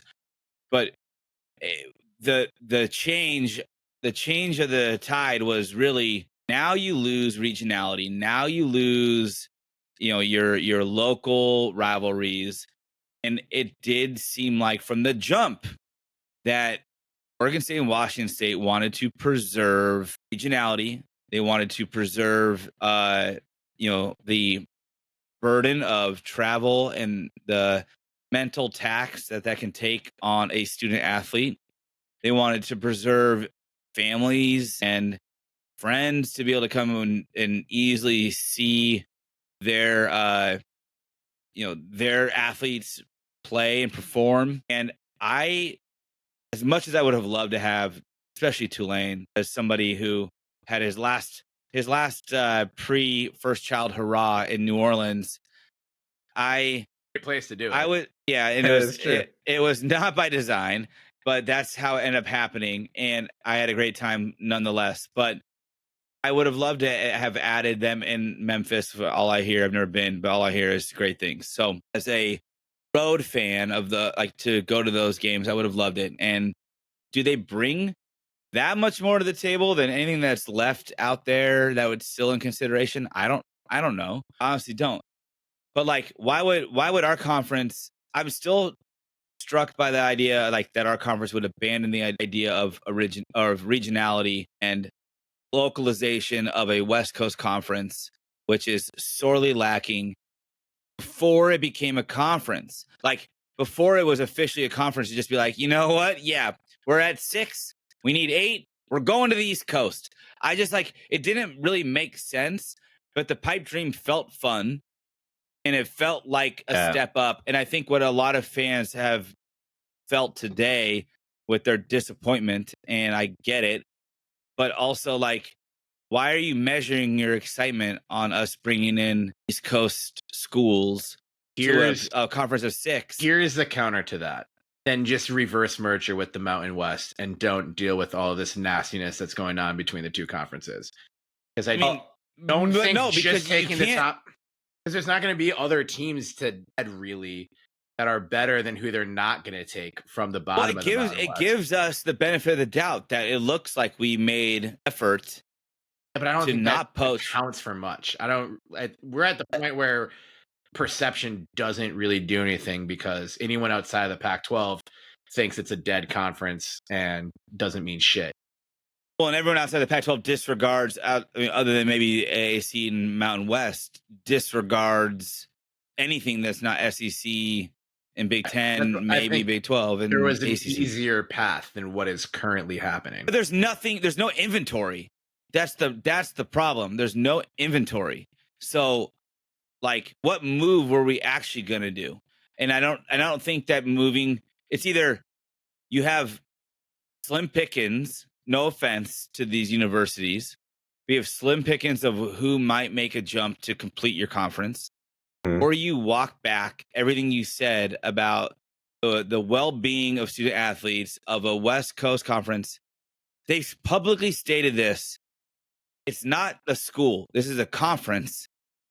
They've publicly stated this as being a priority, and to overtly ignore that and start to potentially seek an East Coast expansion makes sense if there's 6 teams available on the East Coast, so you can pod up at East and West Coast. Sure. I agree with. Wouldn't do that for you. Having a moral I think compass doesn't accomplish anything in this land. But I think when you were looking at why they were doing that, it's if you get 2 of those 3 schools, you become far and away the best conference outside of the 4 conferences that are definitely going to get you out of it, right? I agree to take a flyer on it. I'm not saying we should have never done it, but I'm just saying, like, was there really a true intention of seeking out these schools? And they probably sniffed it out too. Like, they don't really want us, but they'll take us. I think if you really wanted them, the conference has exactly. That seems like they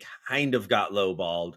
It also seems like there was not a whole lot of substance to the media rights deal or any potential deal that's put in place. I think you're right. I think if the Pac-12 was serious about it, they would have gotten these 3 schools, and they would have done it by pouring money into their exit fees. And yeah, I mean, that's really what it comes down to. They would have poured more money into these. It's schools. not like we broke the bank. I mean, we're going to pay a lot for these Mountain West schools exiting. Yeah. We have an agreement with the Mountain West, which I get it. Like, it doesn't maybe mean that much if you're not trying to like save face anymore. But we had an agreement to, one, not poach anybody. Otherwise, here's your penalty. Then we played it nice, and we were like, well, we poach people, we'll pay the penalty. But we're like, look, we're keeping you afloat as a conference. And if they were willing to do that, don't you think they were willing to pony up if they really wanted East Coast pod at this point? Yeah, I think temper. Everyone needs to temper their like belief in social media reporting, because it might be on the surface level correct. It might be that the Pac-12 was publicly or privately like considering Memphis and Tulane and looking to like start to build a footprint on the East Coast. But that's just what people on Twitter know. Like, it is not maybe what's happening behind the scenes. This could have easily been a decoy. It could have easily been a play to do something else, to get something else, to get our way in some other agreement. For all we know, like, UNLV probably wanted in, maybe asked for more than we were willing to give, maybe asked for more than the 4 schools that we took. We know that. Let me ask you this: if the Mountain West ceases to exist, and I think they're down to 8 schools, 7. Utah State's a Pac-12 done deal, then each conference has 7. Hence why UNLV is now reconsidering, because there's so this is just like I have a huge thinking out loud. If you blow up the Mountain West and they're not a conference anymore, then do you have to pay the exit fees for Boise State, Fresno State, Colorado State, Utah State? Well, I mean, I doubt they're going to attempt to rebuild with something. Look, this is all, admittedly, everybody bubbles up. All of the best programs, the top remaining university athletic programs bubble to the surface and fill the gaps. That is what is happening when it was not like expansion and regulation. It was just expansion by the 2 conferences really that have Fox and ESPN's stronghold over them, asking for more inventory. So there isn't anyone coming down, and now you need to backfill, and it's just going to only go that way. That's my issue. That's my issue with the theory that they weren't totally serious about expanding east and getting Memphis. Tulane, but I don't think it was a priority. I'm not saying serious. I'm saying like it should have been a priority if you decided to not reverse merger with the Mountain West, because what they're doing now, like, that's totally off the table based on how negotiations have gone. Based on you don't have anywhere else to go from a regionality standpoint. And we never did. You could have had a peaceful merger with the Mountain West without They didn't want it. They don't know what they wanted or didn't want. And you could have gotten more schools from the Mountain West with almost certain the Mountain West discussed a reverse merger and decided against that.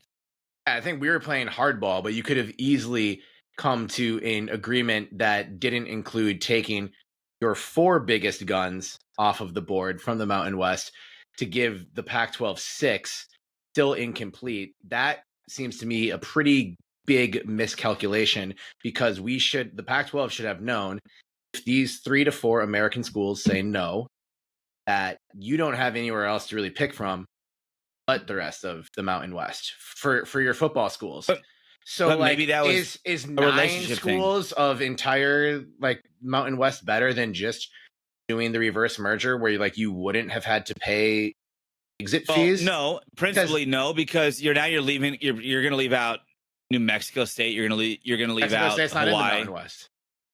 But what's the harm in those schools still being in the conference? What does that honestly take away from it? Well, it's the same reason why they didn't want Oregon State in the Big 12. It takes away revenue. It dilutes, But you still you need. We're the victims now playing perpetrator. Right, but think of what the actual conference is going to look like, and the actual amount of revenue they're now going to have to spend on exit fees and the poaching fee that was a legal agreement between the Pac-12 and the Mountain West. That's the revenue of just having a 14-team conference with Oregon State, Washington State, and the 12 teams in the Mountain West. I get that would make it look like we caved and just accepted our relegation. But what is the actual numerical term? It's also the difference of money going into a conference and money going into schools. Washington State anyway. Yeah. We have no reputation to cling to beyond our communities and fan bases. Unless people are talking behind the scenes, the conference already is the Pac-12 with a media provider that wouldn't do the deal and couldn't do the deal with Mountain West. That's something that we can't know, and we'll find out probably within 2 years. So doesn't that feel likely? I mean, to me, that feels like that's the reason why we feel like that's the media deal you get if you add markets like New Orleans, Memphis, and San Antonio. That feels like it's the media deal we wouldn't get if we merged or reverse merged with the Mountain West and we had to live out their media contract. Their media contract is expiring pretty soon, which I'm just saying could be a big part of that. If there's an opportunity on the table right now, then we build what we can, even if we're poaching from a conference that we promised not to. Accepting the notion that expanding eastward was never something the conference was serious about, because I think they definitely were. Just need to be with the Mountain West, because you're not going to get anyone from the Big Sky. Yeah, there's nothing. Again, there's no inventory. Yeah. I get. That's what I was saying.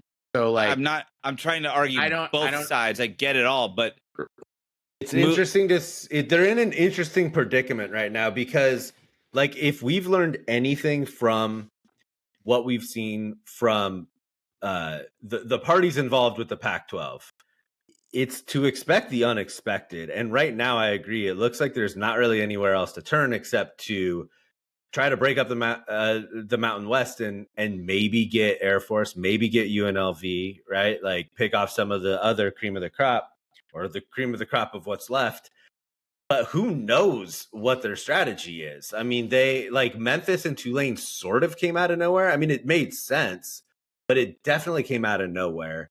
Everything they said today are just words too. There's not a new American conference agreement. Right, exactly. And who's to say? And I don't think this is happening, but just a theory of what could be happening is they know something about the ACC that is not public. And again, I don't think this is true, but it's stuff like that people may not be privy to, and it may not seem obvious from the outside looking in. And it would make this Utah State move make a whole lot more sense than what it does right now, because on the outset, it doesn't make a whole lot of sense. I mean, it does in the sense that Utah State's has a decent football program, a pretty good following, but it doesn't add a whole lot other than numbers. I have a feeling that there is context behind this move that isn't made public yet that will add a little bit more clarity, and it will make more sense. And there's certainty that our conference is on a path of continuous existence. I think everyone's missing the point. We were on the verge of extinction we were on the verge of being homeless, conferenceless. Like we had 2 years to figure it out, and there was not an invite coming from the Big Ten. There was not an invite coming from the SEC. There was not an invite coming from the ACC. There was not one coming from the Big 12, and there wasn't one coming from the Mountain West. So where were we supposed to go? Where are we supposed to go? I think that it's very, very important to remember we now chart our own future.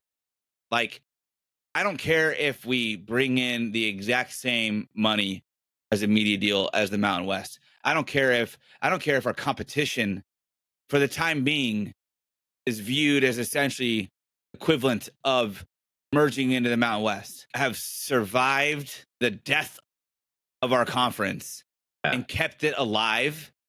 And the future holds a lot more hope for Beaver fans and Cougar fans, especially, knowing that we own our own future than it does bowing out. And that was our only option.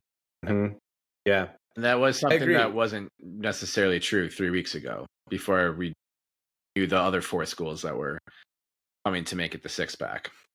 So it is, the ground is much more stable than it was when this football season started. It felt, you know, where I think the frustration comes from is I think when the 4 schools came from the Mountain West originally, I think there was the feeling that you're talking about of like, okay, the Pac-12 is going to live on. Like, there is solid ground underneath our feet. That sort of came with those 4 schools. And this was the first time that I've seen Cougar and Beaver fans like have that greed in their eye, right? Yeah. Right? And I think like being like, okay, now the hunted is the hunter. I think that was sort of an intoxicating feeling, especially after dealing with the last 2 years. And to see that be like, oh, now we have schools that want to be part of this, right? Like, if you go and look at Memphis Twitter or Tulane Twitter, they wanted to do it. Their fans are more upset than we are. They wanted to be part of the Pac-12. And I think knowing that got a lot of people riled up. And I honestly think those programs are good, but I think that those programs may have been built up a little more than what they deserve, because scarcity will do that for sure, but also because of that feeling of like, oh, they want to be with us. And if Oregon State and Washington State fans have shown anything on Twitter, it is that we at our core want to be wanted. Yeah. And we're so like just got rejected by everybody. And I think like that put such a deep rooted feeling of rejection into us that wanting to be wanted was just like super intoxicating to us. Yeah. And it fell on its face. But social media, Twitter, mostly Twitter, has made this whole thing just like the most ridiculous. I said this like is a dick measuring contest. For sure. If you are counting the penis ratio per episode, went up so much this last week. Yeah, I think we're at like 6-1 at this point, maybe. Well, and everyone acts as if they are the fly on the wall inside those negotiation conversations. Yeah, it just you don't know what they're discussing. Yeah, you think it looks good on the outside, and it does look good on the outside. But then you also desire it because of how it reflects you and your university and the fan and what you're a fan of. But I think we need to let go of the notion of what this means, because again, and I said this to you guys earlier, I just want to get back to the point where we don't fucking care about media deals and conference realignment and anything else. I want to just be over this. I am over it all. I'm excited to see which teams fill out the Pac-12. Absolutely. And and I'm hoping that there are ones that are worth our while as visiting fans, as a conference, everything. Like comparing ourselves and how we measure up to everything else is just like phenomenon that's been generated by social media. And I get it because of the backlash of not having it. Other fan bases come after us and talk down to us. They reference media deals that they have that we don't have. how much money they're bringing in every year from their TV deal, how much money we're going to get, yada, yada, yada. It's annoying, is bothersome beyond belief because these people didn't care about it 3 years ago at all. But now it doesn't mean that we have to measure ourselves in our conference based on that. Like the keeping up with the Joneses stuff and like being able to have a rebuttal to somebody who's like, well, we're making, $60 million a year. It's a worthless exercise. Like, sure. 100%. You had made that comment in our text thread earlier today of like, I don't give a fuck about how much money we're getting in a media deal. It does, at least I sort of paused when I saw that and I'm like, yeah, it doesn't matter. And let me remind Oregon State fans that the expansion of Reeser was primarily paid for by donations. It wasn't paid for by media rights money. It was paid for by donations. And so the original Raising Reeser, East Side. Right. So will it change the dynamics of the athletic department? For sure. Like they will have millions of dollars less per year. Are we going to see that? Probably not much. Like, we're surrounding ourselves with opponents that have very similar or lesser budgets than we do. Yeah. So Oregon can take their $30 million a year. They still don't have any national championships. They've had the same amount of money for a quarter of a century. I mean, this is nothing new. That if you're trying to go apples to apples with Oregon, we've never been able to do that for the last 25 years because they have a sugar daddy donor that is willing to shell out whatever it takes. That was well before media rights deals. Listening to anybody that is an Oregon fan root for our demise or mock our media deal, I get it. That pisses me off too. Yeah. It's like pushes me to the brink. But at the same point, who cares? Who cares? It changes nothing about Oregon. They still can't get it done. They still have never got it done. So so what? Like, oh, we're going to get our asses kicked by Oregon every year? And let's not do it. I mean, like, I'm not advocating to not play the game, but like, if that bothers you, then maybe you should advocate to not play the game. Yeah. Because you're right. If we're playing schools that are in similar boat with how much money they're getting with media from their media contract, you're not going to notice a difference. You're really not. Yeah. We may not get a couple 5 stars every year or like 4 stars or whatever. But like, we weren't ever really getting in the first place. Exactly. If you've never watched Oregon State football, we've always been a builder. Like we've always Please don't say built, not bought. Please don't say it. No, I'm saying no. We've always brought in the undersung players that have potential that just need to be in the right system, to need to be under the right coaches that have a chip on their shoulder for being overlooked. And we make them the best player possible. And we've done that no matter what our media deal was, no matter what our opponent's media deal was, no matter what our conference media deal was. Right. I think it is important to remember there was a time when you didn't give a fuck about the media rights deal. Yes. That there will still be future football seasons. And I think, and every sport, of course. I'm not trying to diminish anyone's anger, but you can I get the frustration. Keep your anger directed at everyone who set these events in motion. And if you dig deep enough, you can find stuff that happened in the 80s that led to shit that's happening right now.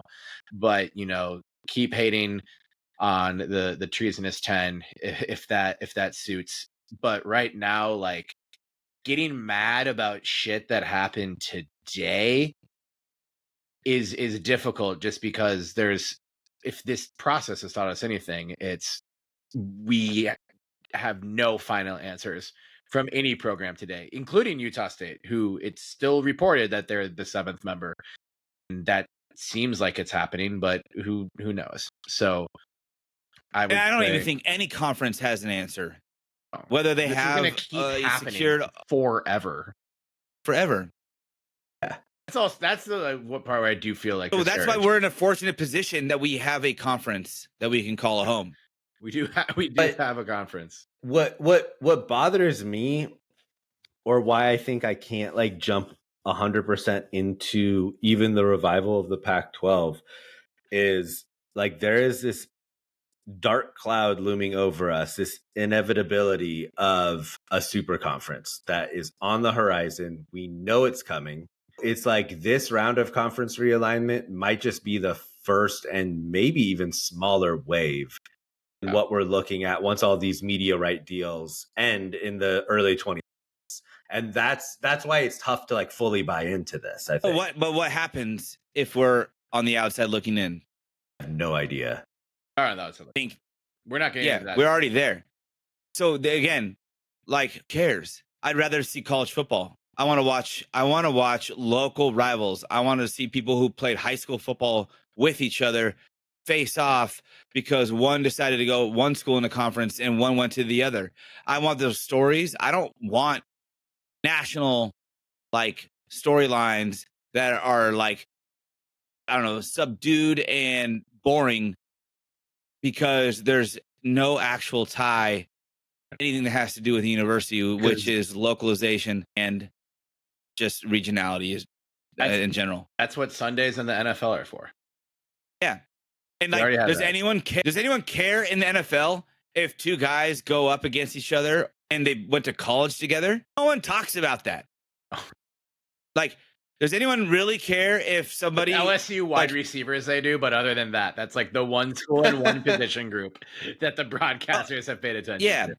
But also, does anyone care like if a dude who's the third string wide receiver and he's a second year pro goes home to face his hometown team for the first time and there's family in attendance? Does that get shine? Does that get a storyline? Does anyone even acknowledge it? Good local reporters do, but then that story doesn't get, spread far enough. Because exactly. The national media doesn't care. Because the national media knows that the average NFL fan of a team doesn't care. Yeah.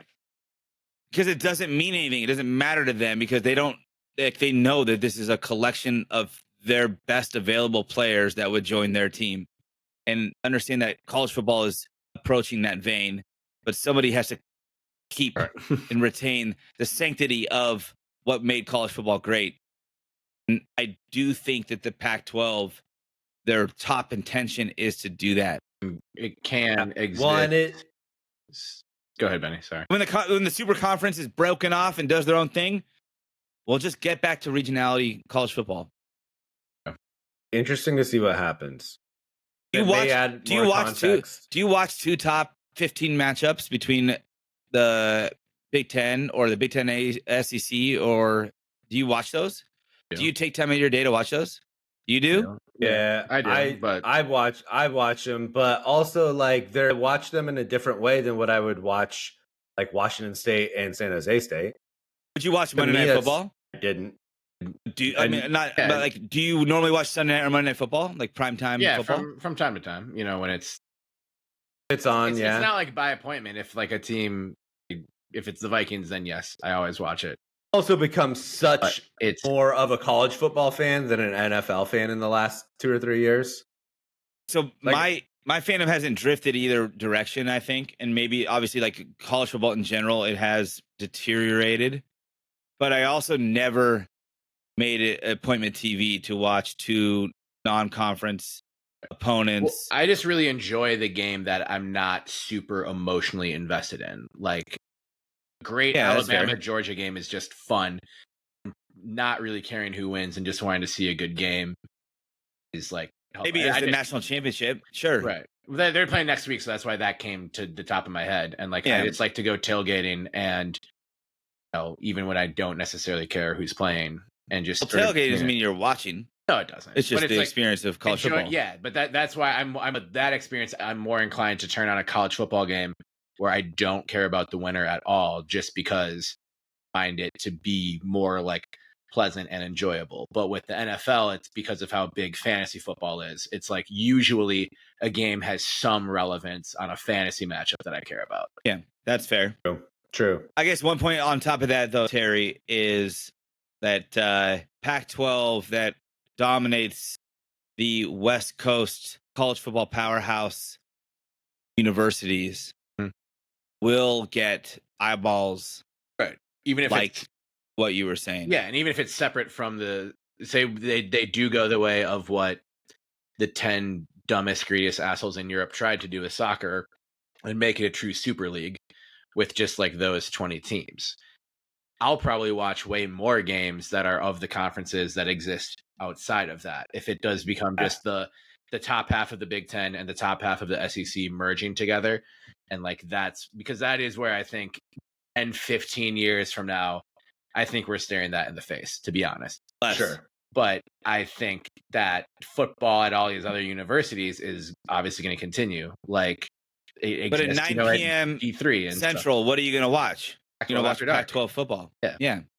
As Washington State and San not Jose Mountain West, because if they don't have the same marquee programs, which we've taken, whether rightfully or not, a lot of them, then we're the option. We're the option to watch when you just want to have football on. Right. And that's still something that no one else can provide that the Pac-12. I think discussing this, are all at the same point where it's like, we're not going to go extinct and we are going to exist. And that's a win. Well, I would have liked the addition personally. Like, I advocated for do whatever you can to get in the Big 12, and that's not happening. I would have liked the addition of the 3 to 4, whatever. I was less bullish on South Florida, those schools, but also stadium looks sick. If your thing was like, well, now we're fucked because we don't get to be conference mates with the Memphis Tigers, then like we were already fucked. And yeah, I think you need to sort of. That's a good point. Also, like, there's like the way, like the professional way to say this is like there are different ways to measure success. And, every different like random fucking corporate convention you'll go to, there'll be a keynote speaker who talks about measuring success and redefining that, different ideologies and things like that. Look at it from the bottom, left for dead from the other 10 schools. And maybe if you're feeling down, just define the way you measure being fucked. Because if you're waiting for, like, this is where I'd ask to play the song Walking in Memphis, but we're not going to do 5 seconds in this episode. But great song. If you're waiting for Memphis and New Orleans to like come save the day, I don't know that actually saves the day. It was kind of the flavor of the day that could potentially save us. It's not a good sign that it fell through. Like when I think it was, after USC and UCLA happened, when Colorado left, that was the day I really got a bad feeling. When it was not just because of what Colorado means as a program, but I was like, this can't mean anything good. The crumbling. And I don't know that this could mean anything good, but I mean, it means something different, and we're going to find a way to make it work and to keep pushing, and we can still go to New Orleans anyway, whenever we want. It's a cheap place to fly to. Well, and I have to say too, like I think if Oregon State ends up in the Super Conference, right? They say that it's going to be, close to 60 schools. I don't think it will be. But why would we want to play in that? Money. Why probably. would we want to? But also that's the. But again, like who cares? It's not your money. You're not seeing. It's not your money, yeah. Right? And so like when it's LSU playing Ohio State and Alabama playing Michigan and like Oregon State. Look, I love Oregon State and I have the utmost respect. We are not competing with those schools. We're just not going to compete in like day in, day out with those schools. So why would we want to be 3 decades? Why would we want to? Why would we want to? So what's the alternative? Playing regional football or playing, I don't want to even say like G5 level, but like there is beauty to this, right? Like there is beauty in being top dog as opposed to, and Oregon State had a great run of it. But traditionally speaking, Oregon State was a bottom feeder in the Pac-10, Pac-8, Pac-10, Pac-12. And that's a fact. Like that is just a fact. And I think that there can be a way of looking at this new way of college football of like Oregon State is going to win a lot more games on a consistent basis. And that will be extremely exciting because honestly, at the end of the day, if I'm at Reeser watching a game and Oregon State wins, it feels fucking amazing, whether it's Idaho State, Purdue, Oregon, Washington. Like, obviously there are levels to that, but it feels fucking good to win at Reeser, and I would It's like still more net of that. positive. Yeah. Yes. Yeah. Right. And these schools that we're going to be playing, like Fresno State and Boise State and Washington State, like there are rivalries waiting to happen within that group of schools. Like, are we going to be mad if we go 11-0? No. One season? Right. And I would Because argue of our which could opponents? happen. those three schools you just mentioned, Benny, I think they already kind of feel like rivalries. I know we've played Fresno a lot less than we played Boise in the last 2 decades, but We played Fresno Like- a lot in like the 2000s. right. So. And I We think played Boise it's not in the hard. what was the bowl? The Christmas Eve bowl. the Hawaii Bowl in 2013. Hawaii There's a Bowl. lot of home and Yeah. homes before that. But even just we got to move on a little bit. But I feel like this is important and what's on a lot of people's minds. But I talked with there's a lot of North Dakota State fans in Minneapolis and South Dakota State fans too. But like North Dakota State has just a massive following, and they've been one of the best FCS schools ever. Like one of the lines of thought is for the Mountain West to backfill by schools like North Dakota State, South Dakota State, Montana State, going up a level. And those are a lot of proud programs with great atmospheres and awesome fan bases. The 3 North Dakota State fans I've talked to want zero part of that, because what's happening right now, like they have their culture, they have their history, and it's gone great. And it's the second you move from FCS to FBS, you have to spend 9 figures more in just like your expenses budget to potentially compete with teams that maybe you can't compete with. And there's a lot of value Idaho. to what they have right now. So like going from FCS to FBS isn't necessarily a dream. And I still would rather go back to how everything felt on June 29th, 2022, the day before all this shit happened. But I kind of think a lot of stuff was in motion before then. So there's still a great life for Oregon State fans in the future. And I don't think that future was completely dashed today. And we'll certainly see how they pivot. And they got to do something. And I have my own level of, skepticism about ideas and partners and new members or whatever. But like I said, if you're waiting for the Memphis Tigers to come save the day, then the day's already gone. Yep. Anything. I still have all the faith in the world of the people that are making these decisions. I think that they have a very, very tough road to navigate. And up until this Utah State decision, I think undoubtedly they were cheered on with every decision that was made. So that's why I say like there's probably context behind this that we're just not understanding. But yeah, I have all the faith in the world that these guys are going to be able to figure it out. Anyone has the ears of any Utah State fans, tell them to hit us up. We want to know the Logan, Utah spots. We will be at an away game there for sure. It looks beautiful. We like mountains. It looks nice. We like nature. So Logan, Utah. Math. I don't know if there's math in Utah. Probably. Logan, Utah. Where are we speaking in Utah? Where are you I think mathematically? it's south. It's north of Salt Lake. It's almost on the border of Idaho and Utah. What would you say? It's the upper 10%? They have 10% beers because it's in the upper 10% of Utah.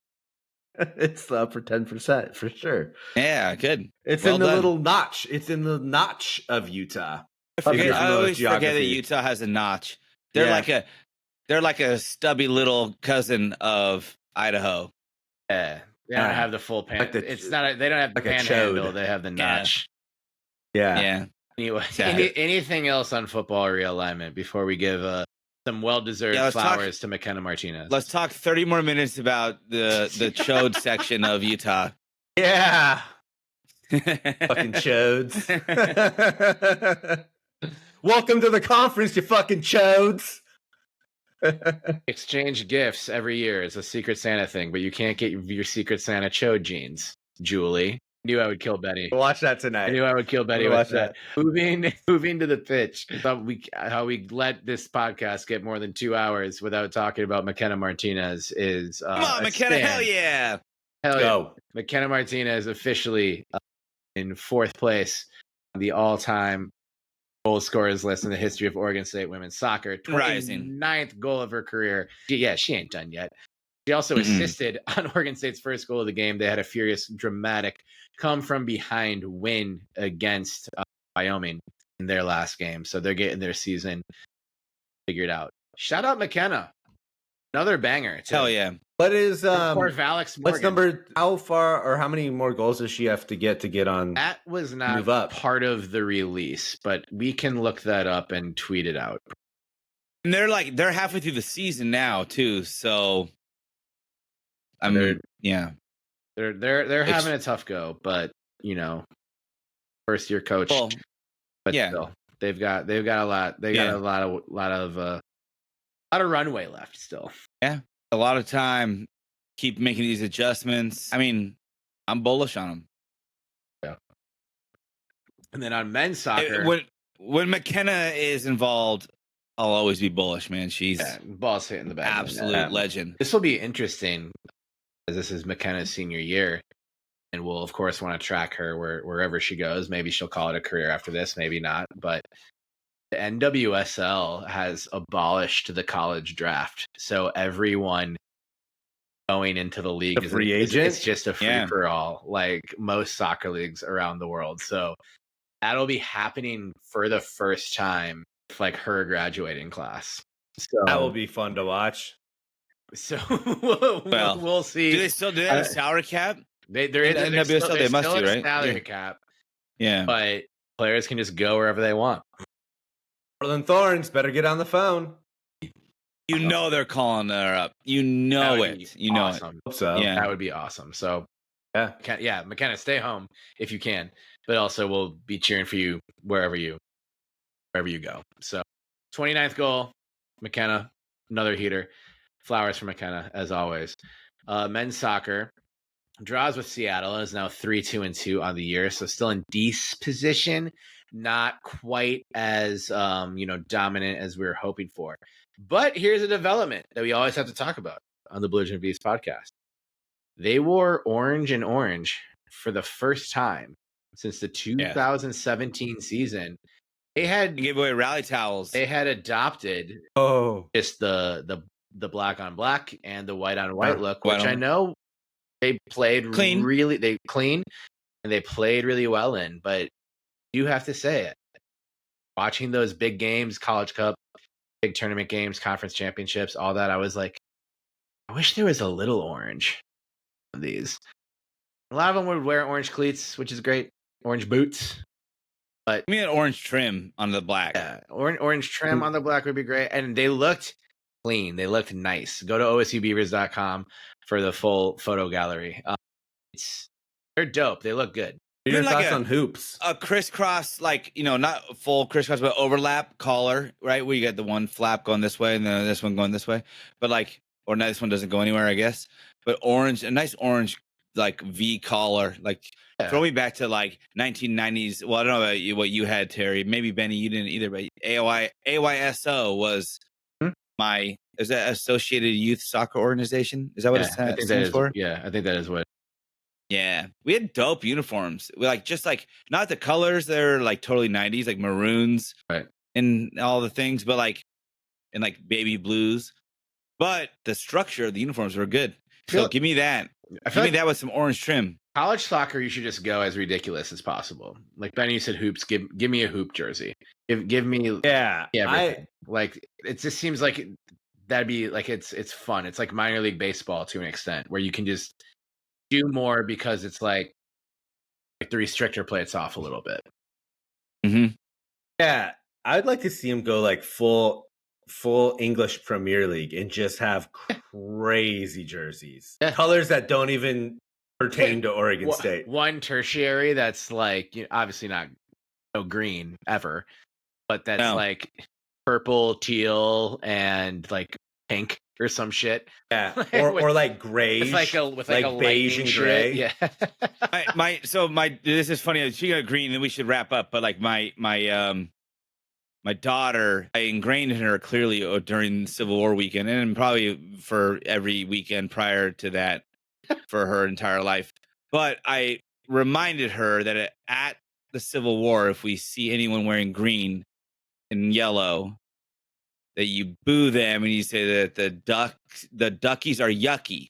And she would say it, but she would say it to me, but she would point out anyone she saw that was wearing green and yellow. And then today, there was a unfortunate development, but not too bad, where my wife told me that that Penelope said her favorite color is actually now green. And when Annie said that, Poppy looked up at me like totally struck by it and was like, oh God, here we're gonna get it. And I was like, I had to play diplomat and say, green is good color. It's the color of our eyes, but not when it's paired with yellow. And she was like, yeah, if it's with yellow, boo. So she gets it. I agree. No green for any Oregon State athletics, even if it's way. Even if it's like an alternate tertiary or whatever the hell y'all said. What's a tertiary? I said tertiary, like that's like a primary, secondary, tertiary. So it's like the third one. Oh, the third kit. The third, yeah, the boots. Yeah, because like it's like the pitch. The secondary still has like the team colors, and it's just weird. And then the tertiary is like someone got really high and came back with this. Like the City Connect uniforms in baseball. Right. Yeah. Yeah. Oh my goodness. Blame those jerseys for so much. For how this season has gone upside down. But anyway, that's all the time we have, which is a lie. We have way more, but this is all the time we can really take emotionally for this. Let us know your thoughts on the recent realignment fiasco. But before you do that, say at least 3 positive things about the Oregon State Purdue game if you want to hop in our DMs at all. It's like that old elementary school thing where it's like, all right, everyone can leave and go home. Happy Friday, but please pick up 2 pieces of trash on your way out the door. I think I did that at our frat at the end of like chapter meetings sometimes. It was like, I think I literally did was like, if you want to leave, teacher. Pick up. And no wonder you became a teacher. Pick up 3 beer bottles on your way out the door. Is it teacher or is it professor now? I don't know. I've never really warmed to being called professor. I got a Dr. Horstman in an email from a student this week or last week, and I was just like, I don't know how to respond to that. I don't have a PhD yet, but don't tell him. Right. I didn't, but I still like signed like my response email. I just signed it Terry, like Mr. Terry.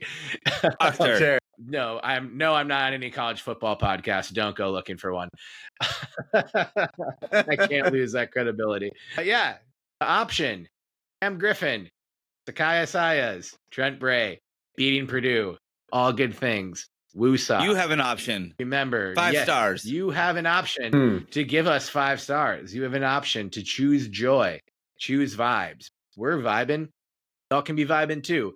To do that, you just got to give us a 5-star review wherever you get your podcast, whether that be Apple, Spotify, something new and cool that we don't even know about yet. Because as like the YouTube, said, he's 38, but thought he had been 38 this whole time. That's the period of life we're in right now. It's been 84 years.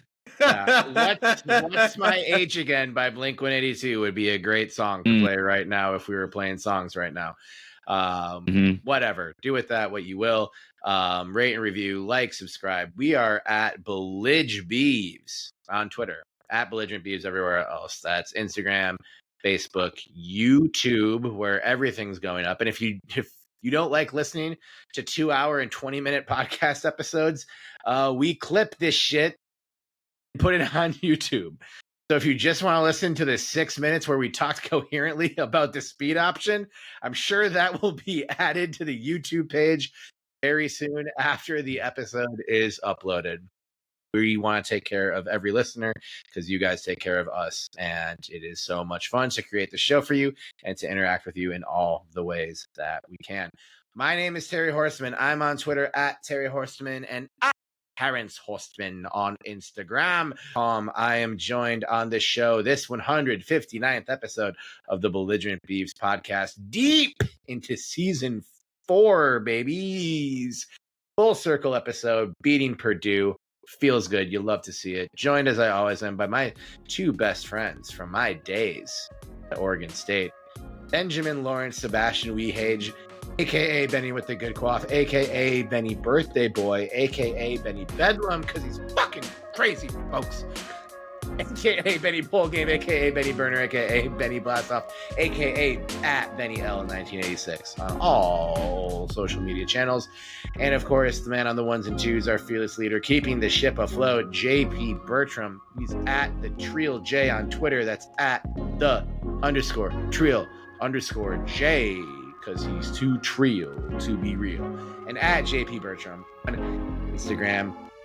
Like I said, at Belligerent Beavs on Twitter, at Belligerent Beavs everywhere else. BelligerentBeavs.com, BelligerentBeavs.com/merch. Probably going to have some new shit going up, but get those 6-pack shirts while they're still relevant. They look cool anyway. You know, who doesn't love a colorful 6-pack with Chop 'em on the sleeve? That's a dope shirt, no matter what happens after this. Tune in again next week to an all-new bi-week edition of the Belligerent Beavs Podcast. Yeah, we'll get to relax this week. Just enjoy these winning vibes for a whole another week. And while you do all that, while you're recommending the show to a friend, while you're rating and reviewing 5 stars only, while you're not freaking out but having healthy discourse about the realignment saga in a productive and constructive way, also remember that you can't spell chop 'em without hope. So chop 'em. Chop 'em.